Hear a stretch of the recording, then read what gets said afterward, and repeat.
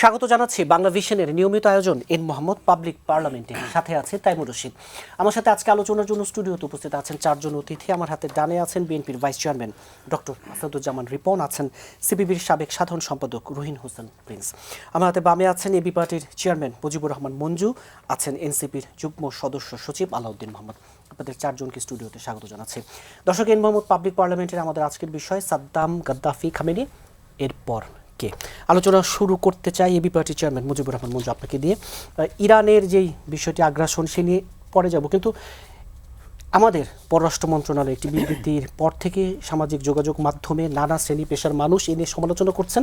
এটি নিয়ে আলোচনা শুরু করতে চাই। আপনি নিশ্চয়ই আমাদের পররাষ্ট্র মন্ত্রণালয়ের বিবৃতিটি দেখেছেন, যেখানে স্পষ্টভাবে বলা হচ্ছে যে ইরানে যে মার্কিন এবং ইসরায়েল আগ্রাসন এ নিয়ে কোনো কিছু নিন্দা জানানো হয়নি, কিন্তু মধ্যপ্রাচ্যের দেশগুলোতে ইরানের যে হামলা তার নিন্দা জানানো হয়েছে, এবং একই সাথে আরও অন্যান্য বিষয় আছে, আমাদের যারা প্রবাসীরা হুমকির মুখে আছে সেই বিষয়গুলো আছে। কিন্তু এই যে ইরানের উপর আগ্রাসনের কোনো মন্তব্য নেই, কিন্তু ইরানের হামলার নিন্দা জানানো, অনেকে বলছেন এটা নতজানু নীতির কারণেই কিনা। আপনি কিভাবে দেখছেন এই বিবৃতিকে? তাইমুর রশিদ, আসলে যে সময় আপনার সাথে এখানে টকশোতে অংশ নিচ্ছি, সারা পৃথিবীতে এখন নিশ্চয়ই মানুষ খুব উদ্বিগ্ন। কিছুক্ষণ আগে আমরা দেখলাম যে আহমদিনেজাদকে হত্যা করা হয়েছে, তারপরে পুরো ইরান জুড়ে আমরা দেখলাম শোকের মাতম। ইরানের বয়োবৃদ্ধ নেতা আলী খামেনিকে যেভাবে হত্যা করা হয়েছে, অ্যাকচুয়ালি সারা পৃথিবী আজকে নিরাপত্তাহীন। কারণ কাকে কে টার্গেট করে কিলিং করবে, এটা মানে আমাদের মনে হচ্ছে আমরা 400 বছর আগের সেই আদিম যুগে ফিরে গেছি, যে আমার শত্রুকে আমি ফলো করব এবং তাকে আমি নৃশংসভাবে খুন করব, আমার শক্তি থাকলে আমি করব। এই ধরনের একটা জায়গায় আমরা এসে দাঁড়িয়েছি। আপনি যে প্রসঙ্গটা তুললেন, এখানে আমাদের দুজন সিনিয়র পলিটিশিয়ান, আমাদের একজন তরুণ রাজনীতিবিদ আছেন, দর্শকবৃন্দকেও আমি শুভেচ্ছা জানাচ্ছি। আমি ব্যক্তিগতভাবে শোকাহত, ব্যথিত। কারণ আমি মনে করি আমরা যারা নৈতিক মানুষ, নৈতিকতার জায়গা থেকে আমরা কথা বলি, আমার শত্রুকেও যদি কেউ অন্যায়ভাবে হত্যা করে আমার সেখানে প্রতিবাদ করা উচিত। বাংলাদেশ সরকারের যে স্টেটমেন্টটা, মানে বিশ্বাস করেন আমি এটা পড়ার পর আমার কাছে মনে হয়েছে যে এটা কি কোনো একজন ব্যক্তি বিশেষের ইচ্ছায় দিয়ে দেওয়া হয়েছে, নাকি এটা একটা সরকারের মানে স্টেটমেন্ট হতে পারে, যেখানে কোনো হত্যাকাণ্ডের নিন্দা নাই। মানে আমি এখানে 4টা স্টেপ পেলাম। প্রথমে হচ্ছে যে ইরানের এই উপর হামলার পরিপ্রেক্ষিতে বাংলাদেশি নাগরিকদের নিরাপত্তা নিয়ে উদ্বেগ প্রকাশ করা হচ্ছে। এটা ঠিক আছে, অবশ্যই আমরা খুবই উদ্বিগ্ন। এবং বাংলাদেশের আমি আগামী দিনে কিন্তু এই যুদ্ধ যদি মানে সিরিয়াস লেভেলে চলে যায়, তাহলে আমরা তো সব মানে ক্ষতিগ্রস্ত রাষ্ট্রগুলোর মধ্যে আমরা একটা হবে, তো কোনো সন্দেহ নাই। মানে এই কথাটা আসতে পারতো দ্বিতীয় পর্যায়ে। প্রথমে আসা উচিত ছিল এরকম একটা নৃশংস হত্যাকাণ্ড, সার্বভৌমত্ব লঙ্ঘন, একটা রাষ্ট্রের উপর এ ধরনের নিপীড়নমূলক আচরণ। দেখেন, আমরা কিন্তু আমেরিকা কিন্তু আমাদের মানে উন্নয়ন সহযোগী একটা রাষ্ট্র। মানবাধিকার প্রশ্নে আমেরিকা আমাদের বন্ধু, আমেরিকা আমাদের অর্থনৈতিক ক্ষেত্রে বন্ধু, অনেক ক্ষেত্রে আমরা বন্ধু। কিন্তু আমার বন্ধুও যদি অন্যায় করে আমি কি তার বলবো না? অন্যায়ের প্রতিবাদ তো করতে, আমি তো অন্যায়ের প্রতিবাদ করবো না। যেখানে আমরা এতটুকু শিখেছি যে মানে আমার বাবাও যদি কোনো ভুল করে, বাবার ভুলও আমরা দাঁড়িয়ে কথা বলবো, তাই না? সেই জায়গা থেকে বাংলাদেশ সরকারের এতটুকু মোরাল নাই। আজকে যদি বিএনপি যদি আপনার বিরোধী দলে থাকতো, বা বিএনপি যদি আজকে ধরেন রাজনৈতিক দল আকারেও থাকতো, বিএনপি তো একটা সে থাকতো, তাই না? তো প্রথম কথা হচ্ছে উদ্বেগের কথা বলেছেন। তারপরে একটা খুব মানে সাদামাটা ভাবে যে আমরা চাই এটা মানে আলোচনার মাধ্যমে সমাধান হোক ইত্যাদি। এবং এরপরে যেটা সমস্যা সেটা হচ্ছে যে ইরান যে সমস্ত জায়গায় আঘাত করেছে, যে বাহরাইন, কুয়েত, কাতার, আরব আমিরাত, দুবাই, এই সমস্ত বিষয়ের ব্যাপারে নিন্দা জানানো হয়েছে। অবশ্যই মধ্যপ্রাচ্যে যে সংঘাতটা ছড়িয়ে পড়লো, এখানে অবশ্যই ইরানকে আমরা দায় মুক্তি দেব না।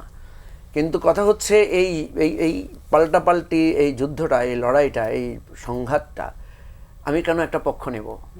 বাংলাদেশ সরকার তো দুই দিকেই কথাটা বলা উচিত ছিল। প্রথমত এই হত্যাকাণ্ডের নিন্দা জানানো উচিত ছিল, সিরিয়াস লেভেলে এই ধরনের টার্গেট কিলিংয়ের ব্যাপারটাকে নিয়ে কথা বলা উচিত ছিল, সার্বভৌমত্ব লঙ্ঘনের কথা বলা উচিত ছিল। একই সাথে ধৈর্যের জন্য ইরানকে আমরা বলতে পারতাম সে কথাটা। তো এই জায়গা থেকে আমার কাছে যেটা মনে হয়েছে যে আপনার বাংলাদেশ সরকারের পক্ষ থেকে এই জায়গাটা, আমি মনে করি বাংলাদেশের মানুষও এটাকে গ্রহণ করবে না, বাংলাদেশের মানুষ এটাকে সাপোর্ট করবে না। এটা দ্রুত সংশোধন করা উচিত। এবং আমি জানি না বিএনপি নীতি নির্ধারকদের চোখে এটা পড়েছে কিনা, বা ওনারা ওইভাবে সিরিয়াস লেভেলে কনসাল্ট করে এই স্টেটমেন্টটা দিয়েছেন কিনা। এটা সংশোধন করে সংশোধিত স্টেটমেন্ট দেওয়া উচিত, এটা আমার ব্যক্তিগত আবার আপনার কাছে আসবো। সিপিবির সাবেক সাধারণ সম্পাদক রুহিন হোসেন প্রিন্স, আপনিও কি মনে করেন কিনা সংশোধন করা উচিত এই? আচ্ছা, আপনাকে ধন্যবাদ। আসলে আজকের আপনার এই টক শো, এর আগে অবশ্য কথা বলার সময় আমি বলি যে একটা উদ্বেগ, উৎকণ্ঠা এবং ক্ষোভ নিয়ে এখানে হাজির হয়েছি, এবং এই ক্ষোভটা বিশেষ ক্ষোভ।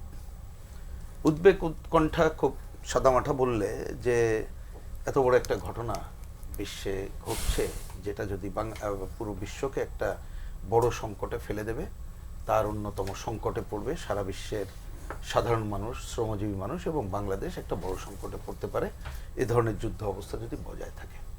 কিন্তু এর মধ্যে ক্ষোভটা কেন? আমার মনে হয় আপনি যে প্রশ্নটা শুরু করেছেন সেটাই। এটা আমি আসলে ভাবতেই পারছি না যে কিছুদিন আগে একটা নির্বাচন হলো, নানা কথা থাকলেও একটা নির্বাচিত সরকার এখানে আছে।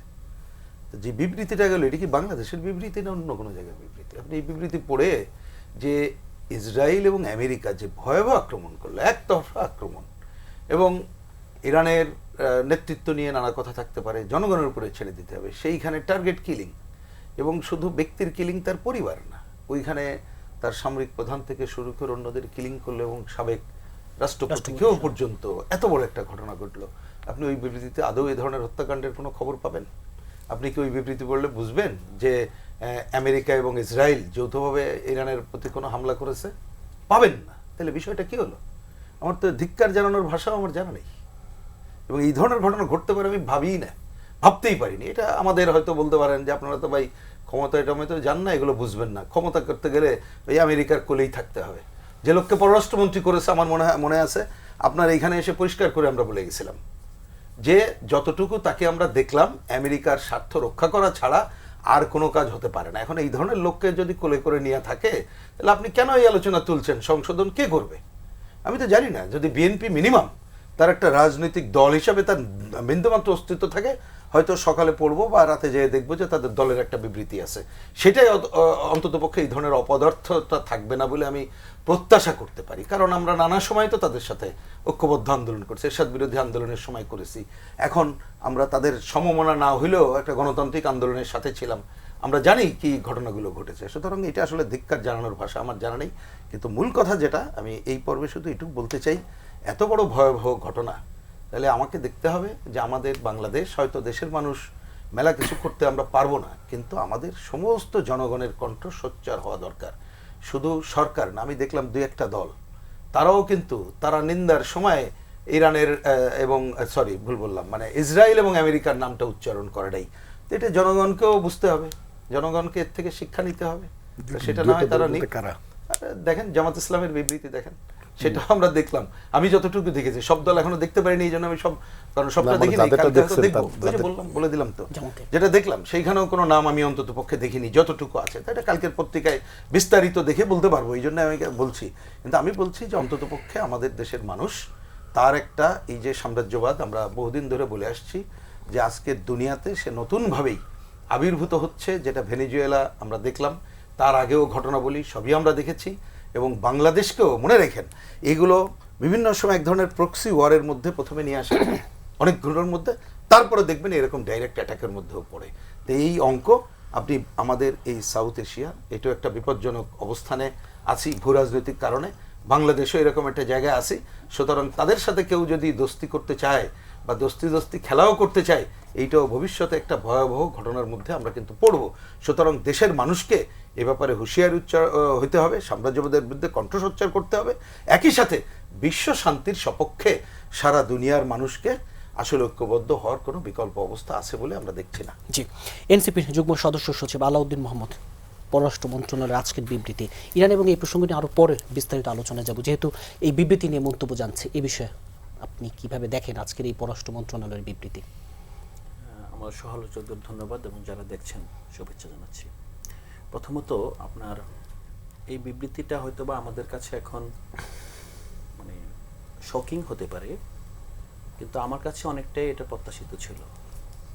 আমরা যখন দেখেছি যে বিশেষত লন্ডন বৈঠকের পর খলিল যেভাবে বিএনপির চক্ষুশূল থেকে আপনার নয়নমণি হয়ে উঠলেন, এবং মনে হলো যে খলিল যা বলবেন বিএনপি সেটাই মেনে নেবেন, এবং বিএনপি যেটা বলবেন খলিল সেদিকেই আপনার অন্তর্বর্তীকালীন সরকারকে পরিচালনা করবে। খলিলুর রহমান, ডক্টর খলিলুর রহমান মানে ওরফে রাজার রহমান। খলিল বলাটা বোধহয় ঠিক না, কারণ খলিল আল্লাহর নাম।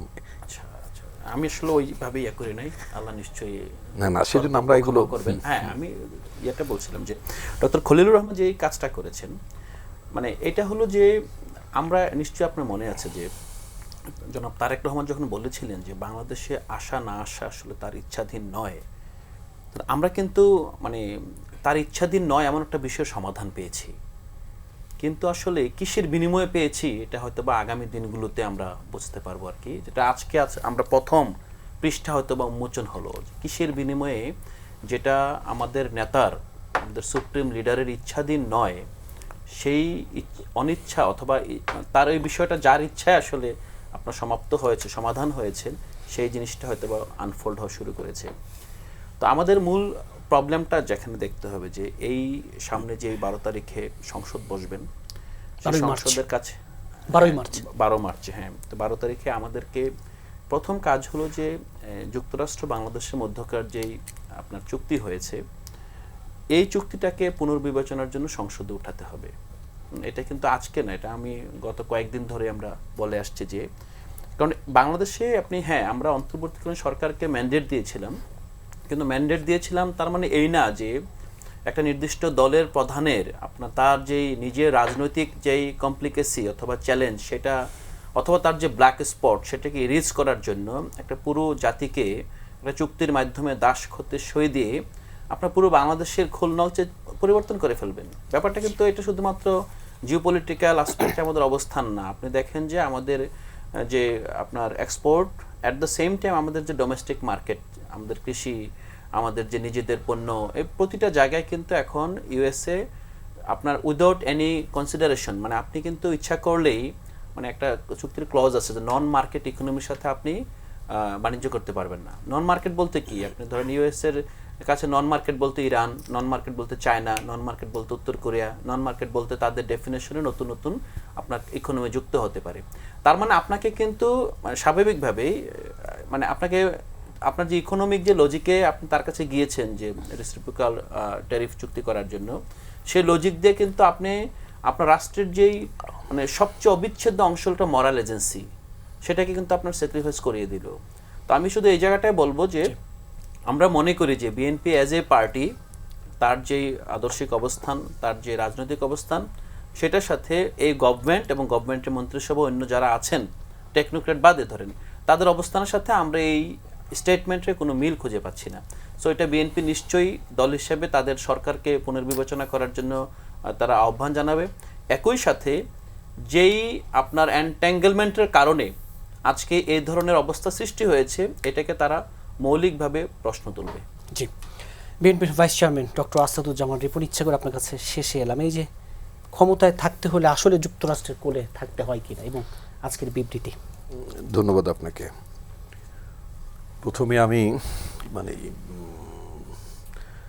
ইরানে যে ঘটনাগুলো ঘটেছে এবং এর পরিপ্রেক্ষিতে ইরানের সর্বোচ্চ নেতা আয়াতুল্লাহ খামেনি সাহেব এবং ওখানে যে প্রাণহানির ঘটনা ঘটেছে, এটার জন্য আমি শোক প্রকাশ করছি এবং আমি এটা নিন্দা জানাচ্ছি। এটা মানে পৃথিবীটা যে মানে একদিকে হেলে যাচ্ছে, এটা তো আমরা বেশ কিছুদিন ধরেই খেয়াল করছি। সেটা মানে আপনার মাদুরোর ঘটনা যদি বলি, অথবা আরও আগে যখন আমাদের ছাত্র জীবনে সেই 80s-এ 80-র দশকের কথা যদি বলি, তখনও ছোট ছোট দেশের হাইতির প্রেসিডেন্ট থেকে শুরু করে পানামার নরিয়াগা থেকে শুরু করে এদেরকে এরকম তুলে ঠুলে নেওয়ার ব্যাপার ট্যাপার ছিল এবং এটা মার্কিন যুক্তরাষ্ট্রই তাদেরকে তুলে নিত। এবং সেটার ব্যাপার আমরা আমাদের ছাত্র জীবনে, ছাত্র রাজনীতি করার সময় এটা আমরা অনেক প্রতিবাদ করেছি, অনেক বক্তব্য বিবৃতি দিয়েছি। এখন এটা অনেক বড় আকারে যেভাবে মানে ঘটছে মানে পৃথিবীর রাজনীতিতে, তাতে করে আসলে ছোট ছোট দেশগুলোর সভরেন্টি ক্লেম করা খুব ডিফিকাল্ট হয়ে যাবে। আমাকে আবারও ঠিক ওই গত সপ্তাহ তিনেক আগে বোধহয়, এক মাসও হবে না, দাভোসে একটা মানে সম্মেলন হলো বিশ্ব নেতৃবৃন্দ সেখানে গিয়েছিলেন। কানাডার প্রধানমন্ত্রী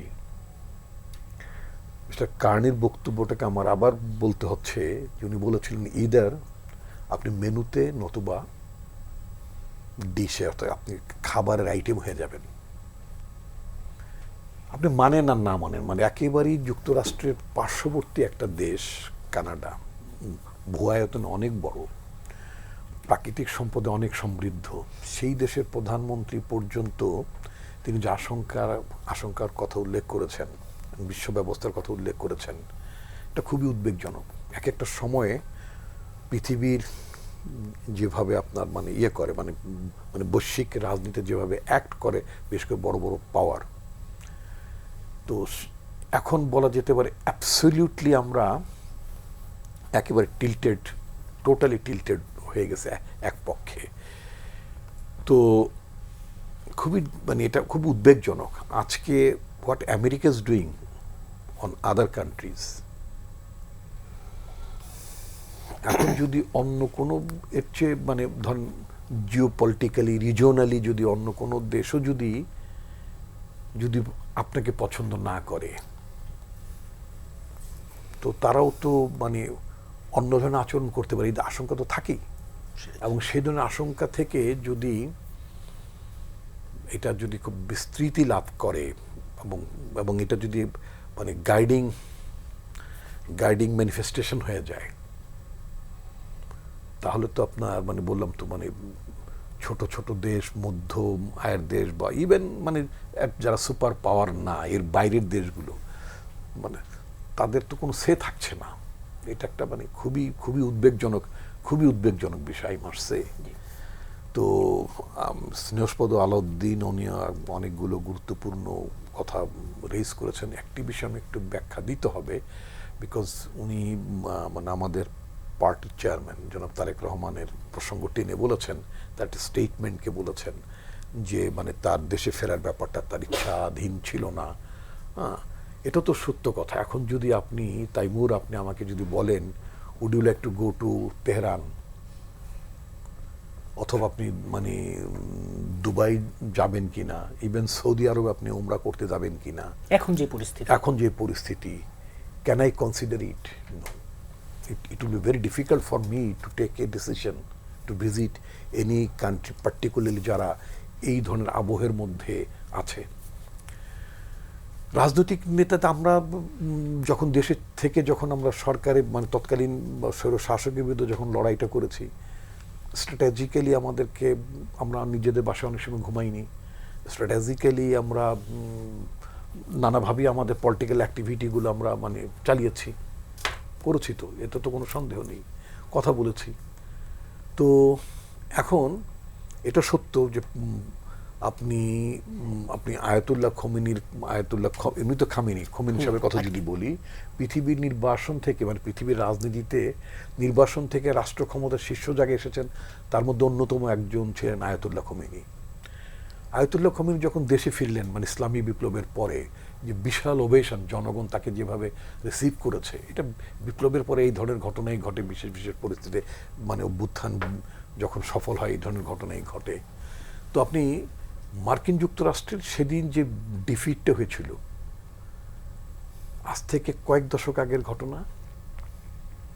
মার্কিন যুক্তরাষ্ট্র তো ইরানের প্রতি তাদের তো একটা ক্ষোভ ছিল, তো কোনো সন্দেহ নেই। ওই জায়গাগুলোতে যাবো, কিন্তু আপনি যে উদ্বেগের কথাগুলো বলছিলেন তার কিছুই কিন্তু আজকের বিবৃতি ওই জায়গাটা আমি একটু বলি। সেটা হচ্ছে, তো আমি আমার নেতার অবস্থাটা বলি।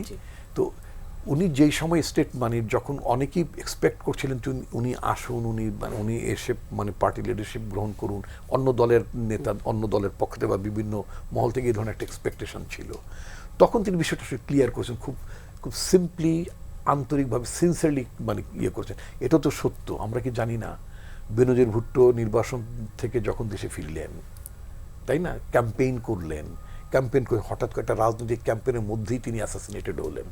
এবং এটা তো উপমহাদেশে ধরনের ঘটনা ঘটনা তো তা না, ঘটেছে তো। সুতরাং তার একটা নিরাপত্তা ঝুঁকি ছিল। আমাদের পার্টির তরফ থেকে আমরা খুব ক্যাটেগরিক্যালি আমরা মানে আমাদের পার্টির তৎকালীন অ্যাক্টিং চেয়ারম্যানকে আমরা বলেছিলাম যে স্টিল দেশে আসলে তো একটা অন্তর্বর্তীকালীন সরকারের সময় যেভাবে মফ কালচার হচ্ছিল, নানা ধরনের ঘটনা ঘটছিল। আপনি যদি মানে আমাদের যিনি হাসিনা নিয়োজিত সময়ের যে প্রেসিডেন্ট এখন আছেন, চুপ্পু সাহেব নিজে বলেছেন তার স্টেটমেন্টে মনে হলো যে সরকার এবং তিন বাহিনীর অবস্থান ভিন্ন ভিন্ন ছিল, এরকম এক ধরনের একটা মানে তৎকালীন সরকারের অবস্থা ভিন্ন ভিন্ন ছিল। উনি বলেছেন যে সেনাবাহিনীর তরফ থেকে বলা হয়েছে যে স্যার আপনি আমাদের সর্বাধিক, আমরা আপনার সাথে আছি। তার মানে ইউনূস সাহেব তার দিকে ছিল না।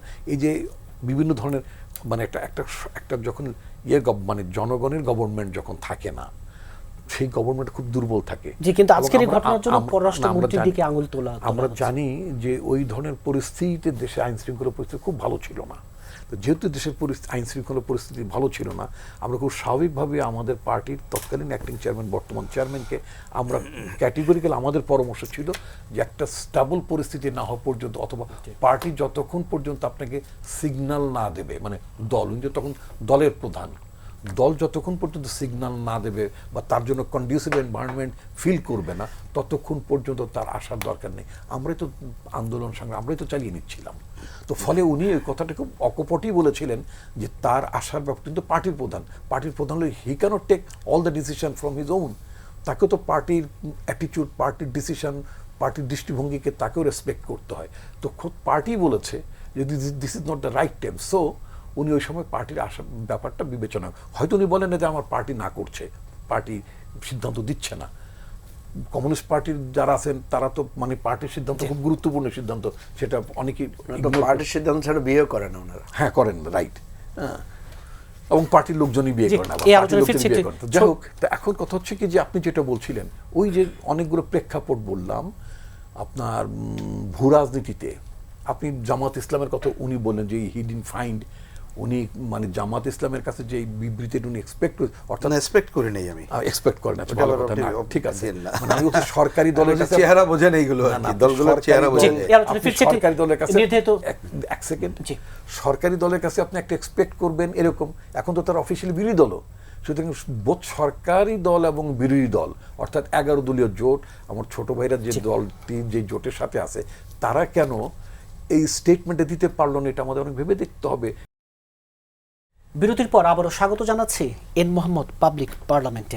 মুজিবুর রহমান মঞ্জু, এই যে আয়াতুল্লাহ আলী খামেনিকে হত্যা, তারপর আলী রেজা আরাফের নেতৃত্বে 3 সদস্যের লিডারশিপ কাউন্সিল, ইরানের সরকার বদলের ট্রাম্পের যে হুমকি, এই বাস্তবতায় দাঁড়িয়ে এখন ট্রাম্প বলছেন ইরানের নতুন নেতৃত্বের সাথে কথা বলতে তিনি রাজি। এই যে ইরান কি শেষমেশ মাথা নোয়াবে কিনা? দেখেন, ইরানের যে ইসলামিক প্রজাতন্ত্র প্রায় 47 বছরের এই যে হিস্ট্রি আমরা যেটা দেখলাম, এবং এই হিস্ট্রিতে আমি মনে করি এটা সবচেয়ে বড় ধরনের একটা আঘাত। এর আগে কাসেম সোলাইমানিকেও এইভাবে টার্গেট কিলিং করে হত্যা করা হয়েছে। হত্যা করার পর কিন্তু তারা লাল পতাকা উড়িয়েছিল। আজকেও আমি দেখলাম লাল পতাকা, যে তারা লাল পতাকা উড়িয়েছে, এবং এটা খুবই মিনিংফুল। এই লাল পতাকার মানে হচ্ছে যে আমরা এর প্রতিশোধ নিব, বা একটা ভয়াবহ প্রতিশোধের একটা প্রতিশ্রুতি বা অঙ্গীকার।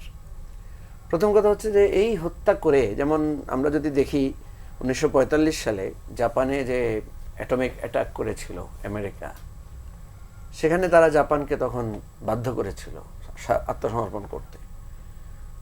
ট্রাম্পকেও আমি দেখলাম একই ভাষায় কথা বলছে যে এখন তোমরা আত্মসমর্পণ করো, নাহলে আরো ভয়ানক পরিস্থিতি তোমাদেরকে স্বীকার করতে হবে। কথা হচ্ছে যে ইরানের প্রায় 9 কোটির উপরে যে মানুষ আছে, ইরান এমন একটা জাতি তারা তৈরি করেছে। আমি কিন্তু ইরানের এই অনেক নীতির সাথে আমার দ্বিমত আছে, তাদের যে অ্যাগ্রেসিভনেস, তাদের যে ধরেন, কিন্তু ইরান তো একটা লড়াই করা যায়। তারা কিন্তু একটা দীর্ঘ সময় ধরে একটা অবরোধের মধ্যে থেকে তাদের এই সারা বিশ্ব থেকে তাদেরকে ডিসকানেক্ট করে ফেলা হয়েছে, তাদেরকে মানে অর্থনৈতিকভাবে পঙ্গু করে দেওয়ার চেষ্টা করা হয়েছে, কিন্তু তারা কিন্তু লড়াই করে করে এই জায়গায় ছিল। এবং তারা এত হুমকি ধামকির পরেও তাদের ইউরেনিয়াম কর্মসূচি যেটা, পারমাণবিক কর্মসূচি যেটা, তারা কিন্তু বলেছে যে আমরা এটা করব। আজকে আমি দেখলাম যে ইরানের এই যে লক্ষ লক্ষ মানুষ, বিক্ষুব্ধ মানুষ রাস্তায় নেমে এসেছে গতকাল ভোর রাত থেকে, তারা সবাই বলছে যে আমাদের পারমাণবিক কর্মসূচি চালু রাখতে হবে, নাম্বার 1। নাম্বার 2 হচ্ছে খুবই সিগনিফিকেন্ট কথা আমি দেখলাম যে তাদের নেতারা বলেছেন, যারা মানে দায়িত্ব উত্তরাধিকার সূত্রে দায়িত্ব নিয়েছেন, তারা বলেছেন যে কোনো ধরনের তারা মরবেন, নিহত হবেন, কিন্তু তারা মাথা নোয়াবেন না। দেখেন, এই অতীতে অনেক ঘটনা আমরা এরকম মানে স্বীকার করতে পারি, অতীতে অনেক ঘটনার কথা এখানে বর্ণনা আছে, কিন্তু জেনারেশন বাই জেনারেশন কিন্তু এটা এই রক্তের ঋণটা থেকে যায়। এটা আপনি ইতিহাস, আমি তো দেখছি যে আমরা আবার মনে হয় যেন পেছনের দিকে ফিরে যাচ্ছি, আবার অতীতের দিকে ফিরে যাচ্ছি, আবার 45 পূর্ববর্তী সেই মুরলীপনা। সত্যিকার অর্থে তো আমরা আসলে কলোনিয়াল যুগেই আছি। আজকে আপনি যে কথাটা বলছেন যে বাংলাদেশের প্রধান দল বিরোধী দল কেউ কথা বলতে পারছে না, আরে ভাই আপনি ন্যায়ের পক্ষে কথা বলবেন, আপনি আপনার বন্ধুকেও বলবেন যে বন্ধু এটা করো না, বন্ধু তোমার এটা উচিত না। আমি তো বলছি, আমরা একটু আগে যখন রিপন ভাই বা প্রিন্স ভাই আলাপ করছিলাম, আমরা তো বলছি যে আমরা কোন দিকে যাব। একদিকে রাশিয়া বলেন, চায়না বলেন, তারা অগণতান্ত্রিক শক্তি, ঠিক আছে, বা আরবের কথাই যদি আমরা বলি, সেখানে কোনো ডেমোক্রেটিক স্পেয়ার নাই, যার কারণে বাংলাদেশের মানুষ কিছুটা পশ্চিমমুখী, গণতান্ত্রিক ধারায় তাদের সাথে আমাদের মিল আছে, আমাদের ছেলেপেলেরা পড়াশোনা করতে যাচ্ছে। কিন্তু তাই বলে আপনি মানবাধিকারের জন্য, আপনার উন্নয়নের জন্য, আপনার উন্নত অর্থনীতির জন্য আমরা পশ্চিমমুখী, এতে কোনো সন্দেহ নাই। ডেমোক্রেটিক হিস্ট্রির জন্য আমরা আমেরিকানদের ইয়াকে ফলো করি, নর্মসকে ফলো করি, আমরা ব্রিটিশ পার্লামেন্টের রীতিকে ফলো করি। কিন্তু তাই বলে আমি কি ব্রিটিশ সাম্রাজ্যের যে অন্যায় অত্যাচার, আমেরিকানরা যে কালোদের উপরে যে অত্যাচার করেছে, আমরা কি সেটা বলবো না? আমরা কি সেটা কি ভুলে যাব? এই জায়গাটায় আমি মনে করি বাংলাদেশের প্রত্যেক মানুষের, প্রত্যেক সরকারের, প্রত্যেক রাজনৈতিক দলের এই জায়গায় স্পষ্টত থাকতে হবে। আমি আপনাকে অবশ্যই পছন্দ করি, আমি আপনার এই নীতির কারণে পছন্দ করি, কিন্তু আপনার এই নীতির ব্যাপারে আমি প্রতিরোধ থাকবো, আপনার এই নীতির ব্যাপারে আমার মানে আপত্তি থাকবে। আপনি মানবাধিকারের কথা বলেন, আপনি গণতন্ত্রের কথা বলেন, আপনি মানুষের অধিকার নিয়ে কথা বলেন না, আপনি যখন আপনার শত্রুকে নৃশংসভাবে হত্যা করছেন, আপনি তো কোনো নর্মস মানছেন না। সো এই জায়গাটা থেকে আমি মনে করি আমাদেরকে ব্যালেন্সড একটা মানে আমাদের পররাষ্ট্রনীতি এবং জায়গা থাকতে হবে। আমি আশঙ্কা করি যে ইরান যেটা বলছে, ইরানের যে আক্রমণটা, তারা পাল্টা আক্রমণটা করছে বিভিন্ন জায়গায়, ধরেন আরবের মধ্যে তো যুদ্ধটা সীমাবদ্ধ হয়ে যাচ্ছে এখন, কারণ আমেরিকা তো আর ওই যে তেহরানে যে অ্যাটাক করছে সেটা তো আর ওই ওয়াশিংটন থেকে এসে করছে না, সেটা তো তার এই ঘাঁটিগুলো থেকে এসে করছে, মধ্যপ্রাচ্যের ঘাঁটিগুলো থেকে। তাহলে ইরানের টার্গেট হবে মধ্যপ্রাচ্যের সেই ঘাঁটিগুলো, সেখানে কুয়েত, কাতার, তাই হচ্ছে। ফলে যুদ্ধটা কিন্তু মুসলিম বিশ্বেই ক্ষতিগ্রস্ত হচ্ছে। এবং আমরা যারা এশিয়ান রাষ্ট্র আছি, যারা কিছুটা ইকোনমি, আমরা কিছু ডিপেন্ডেন্সি আছে, আমাদের জ্বালানির জন্য ডিপেন্ডেন্সি আছে, ইরান কিন্তু সম্ভবত পৃথিবীর ৪র্থতম মানে জ্বালানি মানে উৎপাদনকারী দেশ, এবং তাদের গ্যাসেরও বিরাট একটা মানে ক্ষেত্র আছে, বা এটা তারা এক্সপোর্ট করে। সুতরাং আমরা কিন্তু সবচেয়ে বেশি ক্ষতিগ্রস্ত হবো, আমাদের রেমিটেন্স ক্ষতিগ্রস্ত হবে। সব কিছু সত্ত্বেও আমরা মনে করি যে অন্যায়ের বিরুদ্ধে আমাদের কথা বলতে হবে, শান্তির জন্য আমাদেরকে দাঁড়াতে হবে। এবং আমি তো মনে করি যে এই বিশ্ব মানে কোনো কারণে যদি সরকার মনে করে যে তাদের এখন স্ট্রং নীতি নিতে পারছে না, তাহলে একটা পাবলিক আপনারা যখন পাবলিক পার্লামেন্ট ডেকেছেন, একটা পাবলিক কনভেনশন ডাকা যেতে পারে সর্বদলীয়, সেখান থেকে দাঁড়িয়ে আমরা একসাথে কথা বলবো। তাহলে তো বিএনপির ভয় পাওয়ার কিছু নাই যে আমরা আলাদা করে আমেরিকার শত্রু হয়ে যাচ্ছি, তাহলে তাদের উপর এককভাবে দায়ও যাবে না। আমি মনে করি যে এটা মানে আমি তো বললাম যে আমার শত্রুকেও কেউ যদি অন্যভাবে হত্যা করে, আমার কথা বলা উচিত, প্রতিবাদ করা উচিত। জি, রহিন হোসেন প্রিন্স, এই যে বর্তমান ভূ রাজনৈতিক বাস্তবতার ব্যালেন্স বা ভারসাম্যপূর্ণ পররাষ্ট্র নীতিটা আসলে খুব চ্যালেঞ্জিং কিনা, এবং বাংলাদেশ যেসব ঝুঁকির মধ্যে পড়ছে, সেখানে তো আমরা জানি যে হরমুজ প্রণালী বন্ধের একটা কথা আছে, যদিও ইরান বলছে যে তারা পুরোপুরি বন্ধ করবে না। এরই মাঝে বিশ্ব জ্বালানি খাতে এক ধরনের মানে শঙ্কার জায়গা, এই সব মিলে আপনি কি জায়গাটা দেখেন শঙ্কার? না, একটা শঙ্কার আগে ছোট করে একটু ধারাবাহিকতায় বলি যে আমার ধারণাটা, কারণ এই যে এখন বসে আছি, এতক্ষণে কি ঘটে গেছে সবটা কিন্তু আমরা জানি না, মানে পরিস্থিতিটা তো এরকমের। এখানে দেখেন ইসরায়েল এবং আমেরিকা তারা যেটা করলো, ইসরায়েল তো ওই অঞ্চলে একক আধিপত্য বিস্তার আরো করতে চায়, সেটা চায়, এবং বহু আরব দেশ তার পক্ষেই আছে, এটা কে না জানে। আর আমেরিকা ইরানের যে সম্পদ থেকে শুরু করে তার উপরে আধিপত্য বিস্তার এবং একেবারে নিজস্ব একটা সরকারি চায়। সেই ৭৯ সালে যে ইসলামী বিপ্লব যেটাকে সংগঠিত করল আজ থেকে ৪৭ বছর আগে, তারপর থেকে নানা ঘটনা আমরা জানি। এটাও জানি যে সরকার এখন আছে, তাদের বিরুদ্ধে কর্তৃত্ববাদী স্বৈরতন্ত্রের মানে দমনপীড়নের অভিযোগ, এবং সাম্প্রতিক যে ওইখানে গণ আন্দোলন গড়ে উঠলো, তাতে অসমর্থিত সূত্রে জানা যায় প্রায় ১,৪৩,০০০ মানুষকেও তারা হত্যা করেছে। কিন্তু আমাদের পজিশনটা কি হবে সেটা হচ্ছে ওই দেশের জনগণের উপরে ছেড়ে দিতে হবে, সে কিভাবে তার সরকার এবং রাষ্ট্র পরিচালনা করবে। কিন্তু এই ধরনের দস্যুতা করে এটা তো কোনো ক্রমেই গ্রহণ করা যাবে না। এবং মধ্যপ্রাচ্যে আমাদের জানা মতে প্রায় 19টা দেশেই কিন্তু আমেরিকান ঘাঁটি আছে, 40,000-এর উপরে তার সৈনিক, এবং এটা বড় বড় বেজ, নেভাল বেজ থেকে শুরু করে এটা আছে, যার থেকে এটা করছে। সুতরাং ইরানকেও তার, সে আমি দেখলাম সন্ধ্যার সময় বা যেটা হেডলাইনে যায়, সে বলছে যে রেড লাইন ক্রস করে গেছে, সুতরাং তাকে তো সেই রকম জায়গায় করতে হবে, সে তার আঘাতটাও এখানে করছে।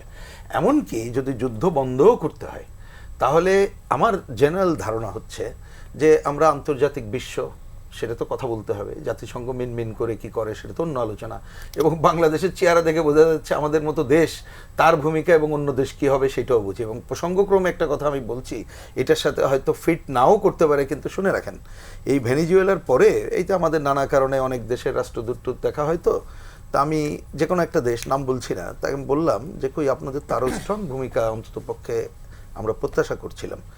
তো বললে ঠিকই আছে, তুমি তো নিশ্চয়ই, আমাকে বলছে বিবৃতি দেখেছো, তবে আমরাও যেভাবে সারা দুনিয়ায় রিয়াকশন আশা করেছিলাম সেটা কিন্তু করি নাই, তুমি ফলো করো।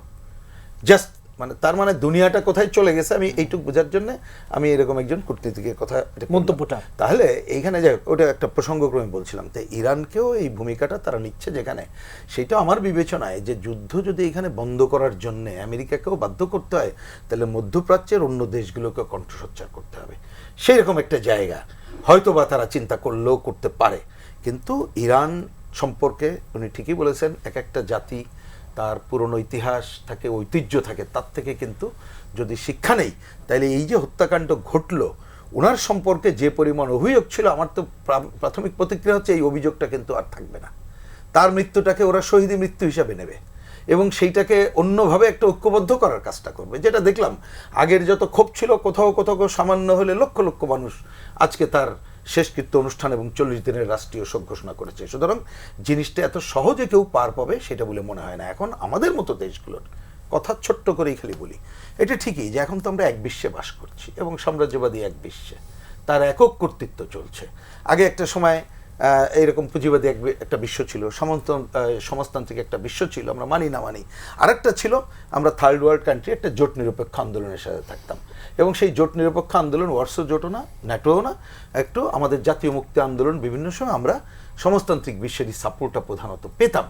অন্যরাও কিন্তু বাধ্য হতো এইসব কারণে। আজকে সেটা নাই, তা সেটা নাই বলে আমি কি স্যারেন্ডারের জায়গায় যাব? মোটেই না। আমি তো মনে করি আমাদের মতো দেশ তার সংবিধান এখনো পড়েন, যেখানে সাম্রাজ্যবাদের বিরোধিতা, আধিপত্যবাদের, উপনিবেশবাদের বিরোধিতার কথা বলা আছে। আপনি সেইটাকে আফোল্ড করেই আমি মনে করি ব্যালেন্স শব্দটার থেকে হবে যার যার জায়গায় জনগণকে, ওই পয়েন্টে আমি একমত যে জনগণকেই আমার একত্রিত করেই আমরা যদি এই জায়গাগুলো গড়ে না উঠি, আপনি সোকল্ড এই ব্যালেন্স করতে করতেই ওর কোলে পা দেবেন। এবং এই চুক্তির কথা এখন আলোচনার এজেন্ডা নাই, তবু আমি খালি একটা পয়েন্ট বলি, উনি বলেছেন যেটা খুবই কারেক্টলি, যে চুক্তি করেছে ওইটার থেকে আরো ডেঞ্জারাস কি। ট্রাম্প সাহেব যখন অভিনন্দন জানালেন, সাথে উনি কিন্তু বলেছে প্রতিরক্ষা চুক্তির দিকে আগাও, এবং এইখানে যে দুইটা চুক্তি, এই যে কি জিসোমিয়া এবং আকসা চুক্তি, এইটার মধ্যে যদি বাংলাদেশ এই ফাঁদে পা দেয়, আপনি কি থাকবে বাংলাদেশের? বোঝেন, আপনার পুরো সামরিক ঘাঁটি না করলেও এখানে সে অন্য যে কোনো সামরিক পরিদর্শন সহ বিনা জায়গায় করতে পারবে, অস্ত্র আপনি কিনতে পারবেন না, তার বাইরে অলরেডি এই চুক্তির মধ্যে আছে। সুতরাং বাংলাদেশকে এরকম একটা ফাঁদে ফেলে দিতে পারবে। সুতরাং আমি তো বরঞ্চ এটা দেখি কি, this is the high time, এই ঘটনাকে ধরে বাংলাদেশের মতো দেশগুলোতে তার জনগণকে সামনে রেখে যদি তারা বলে, আমি সব শব্দ যদি বলি ওইটা বলে, আমি ন্যায্যতার জায়গা থেকে আমার জনগণ মনে করে আমি পিছু উঠতে পারবো না, সেইটাও আমাদেরকে কিছুটা রক্ষা কবচ হতে পারে বলে আমি মনে করি। নাহলে ভূ রাজনৈতিক কারণে বাংলাদেশ খুব একটা যে জায়গায় আছি, ওদের আধিপত্যটা আরও বেশি আসবে এবং আমাদেরকে দেখবেন একটা সাম্রাজ্যবাদী প্রক্সি ওয়ারে ফেলে আরও বেশি আমাদের উপরে আধিপত্য বিস্তারের কাজটা করছে, যেটা আমাদের জন্য খুবই ক্ষতিকর হবে। জি, আলাউদ্দিন মোহাম্মদ, এই যে সার্বভৌমত্ব বিরোধীও হবে বলে আমার আলাউদ্দিন মোহাম্মদ, এই যে ভয়াবহ ফাঁদে পড়ার সংখ্যা, ভারসাম্য পররাষ্ট্রনীতি কতটা চ্যালেঞ্জিং, এবং এই যে যুদ্ধ, যে আগ্রাসন, এটা যদি দীর্ঘস্থায়ী হয়, সামগ্রিকভাবে আমাদের অর্থনীতিতে যেই নেতিবাচক প্রভাবের সংখ্যা। প্রথমত একটা বিষয় আমাদেরকে উপলব্ধি করতে হবে যে আমরা একটা ট্রানজিশনে আছি এবং আরেকটা হিলিং পিরিয়ডে আছি। আমরা দীর্ঘ মানে এখানে পার্শ্ববর্তী দেশ কর্তৃক এখানে যে গণহত্যার ইন্ধন, প্রতিষ্ঠানগুলো ধ্বংস, পুরো আমাদের মানে রাষ্ট্রের যে ফেব্রিকটা যখন ধ্বংস করা হয়েছে, তো সেটা থেকে একরকম রিকভারির দিকে কিন্তু আমরা যাচ্ছি। এখন রিকভারির সময় যদি আমরা মানে যে কোনো রিকভারিতে একটা আপনার মানে যেমন ইকোনমিক্স আমরা দেখি যে ব্রেক ইভেন পয়েন্ট আছে, হ্যাঁ, আপনি একটা ব্রেক ইভেন পয়েন্ট থাকবে এখানে, যে আপনি একটা জায়গায় এসে মনে হবে যে এই জায়গাটা আমরা একটা নিউট্রাল জায়গায় আছি, তারপর আপনি যাবেন কোন দিকে। এখন আমরা কিন্তু এইরকম কোনো ভেসেল আপনার স্পেস পাই নাই। আমরা দেখেছি যে এখানে ইন্ডিয়ার আধিপত্য বাদ শেষ হতে হতেই একরকম আবার বিভিন্নভাবে এবং জনগণের সম্মতি ব্যতি রেখেই আমরা একটা জায়গায় হয়তো ঢুকে পড়েছি। প্রথমত এটা প্রত্যাশিত ছিল না। আমি যেটা বলেছিলাম, আমি কিন্তু এই রিপন ভাইয়ের প্রেক্ষিতে বলছি কথাটা, আমি এটা বাই দ্য বাই বলেছিলাম যে এটা আসলে কোন জায়গা থেকে এটা আসতে পারে, আমরা ডটগুলো কোথা থেকে কোথায় মিলাতে পারি আর কি। দ্বিতীয়ত হলো আরেকটা বিষয় আমাদেরকে ভালোভাবে বুঝতে হবে, আমরা যখন ইরানের সাথে ইসরায়েলের আপনার 2 সপ্তাহের মতো ব্যাপী যুদ্ধটা হলো, তখন ইরানের ভিতরে আপনার প্রায় প্রতিটি গুরুত্বপূর্ণ নেতার আপনার বাসায় ড্রোন হামলা করে একেবারে পূর্ব থেকে কোনো ঘোষণা ছাড়াই হত্যা করে ফেলেছে। এটা যে কেন করতে পেরেছে, কারণ সেখানে মোসাদের পর্যাপ্ত পরিমাণ আপনার স্পাই ছিল এবং তথ্য ছিল তার। এখন এটা কেন ছিল, এইটা হলো যে আপনার যে খামেনি কিংবা আপনার ইসলামিক স্টেটের শাসন ব্যবস্থাটার উইকনেস। এটা কিন্তু শুধু ওখানেই না, আপনার যেটা আমরা হয়তো অনেক সময় আসে না, এটাই বলছি গাজাতে, ইভেন গাজাতেও কিন্তু আপনার যখন এখান থেকে ইসরায়েলি ট্রুপস যুদ্ধবিরতি ঘোষণা করলো, তখন কিন্তু কয়েক শত আপনার শুধুমাত্র এরকম এজেন্টকে হত্যা করেছে হামাস। হ্যাঁ, এইগুলো আপনার স্বাভাবিকভাবে তো খবর না, এগুলো আসলে খবরের আরো আপনার অভ্যন্তরীণ বিষয়। আর ওয়েস্ট ব্যাংকে তো প্রতিদিন একই ঘটনা ঘটছে। আপনি যেটা আমরা যে ইসরায়েল কিভাবে ভূমি ক্রয় করে সেটা যদি প্রক্রিয়ার দিকে তাকাই, তাহলে আমরা দেখব যে আসলে মূলত মানে আনফরচুনেটলি প্যালেস্টাইনিয়ানরাই কিন্তু প্যালেস্টাইনিয়ানদের জমি বিক্রি করছে, প্যালেস্টাইনদের নিরাপত্তার হুমকি হচ্ছে বিভিন্ন আসপেক্টে। এটা মোটা দাগে বলা যাবে না কেন হচ্ছে, কারণ আপনি ওখানকার যে জনগণ, এটা হামাস হোক আর পিএলও গভর্নমেন্টই হোক, তারা তাদের জনগণের যে প্রত্যাশিত সার্ভিস ডেলিভারি দিতে পারছে না। ইরানের ক্ষেত্রে অনেকটাই সেম। কিন্তু আমরা যদি বলি যে ধরেন ইরান কেন ভেতর থেকে, এটা কিন্তু আসলে বাহির থেকে বললে আমরা ভুল হবে, এটা কিন্তু ভেতর থেকেই কিন্তু এটা ধসে পড়ছে। এবং তার মানে এটা আমরা সেলিব্রেট করবো আমেরিকার হামলা চালিয়ে বাকিটা ধ্বংস করবে তা না, আমি সেই লাইনে বলছি না। বাট আমাদেরকে যদি লেসনটা বুঝতে হবে যে আমরা যখন এখানে আপনার ফেসিবাদী আগ্রাসনের শিকার হয়েছিলাম, নিশ্চয়ই এখানে অবাংলাদেশি কেউ এসে আমাদেরকে আসলে এই পর্যায়ে নিয়ে আসে না, আমাদেরই মধ্যে এটা ছিল এবং খুব স্বাভাবিকভাবে এটার পক্ষে সম্মতি ছিল।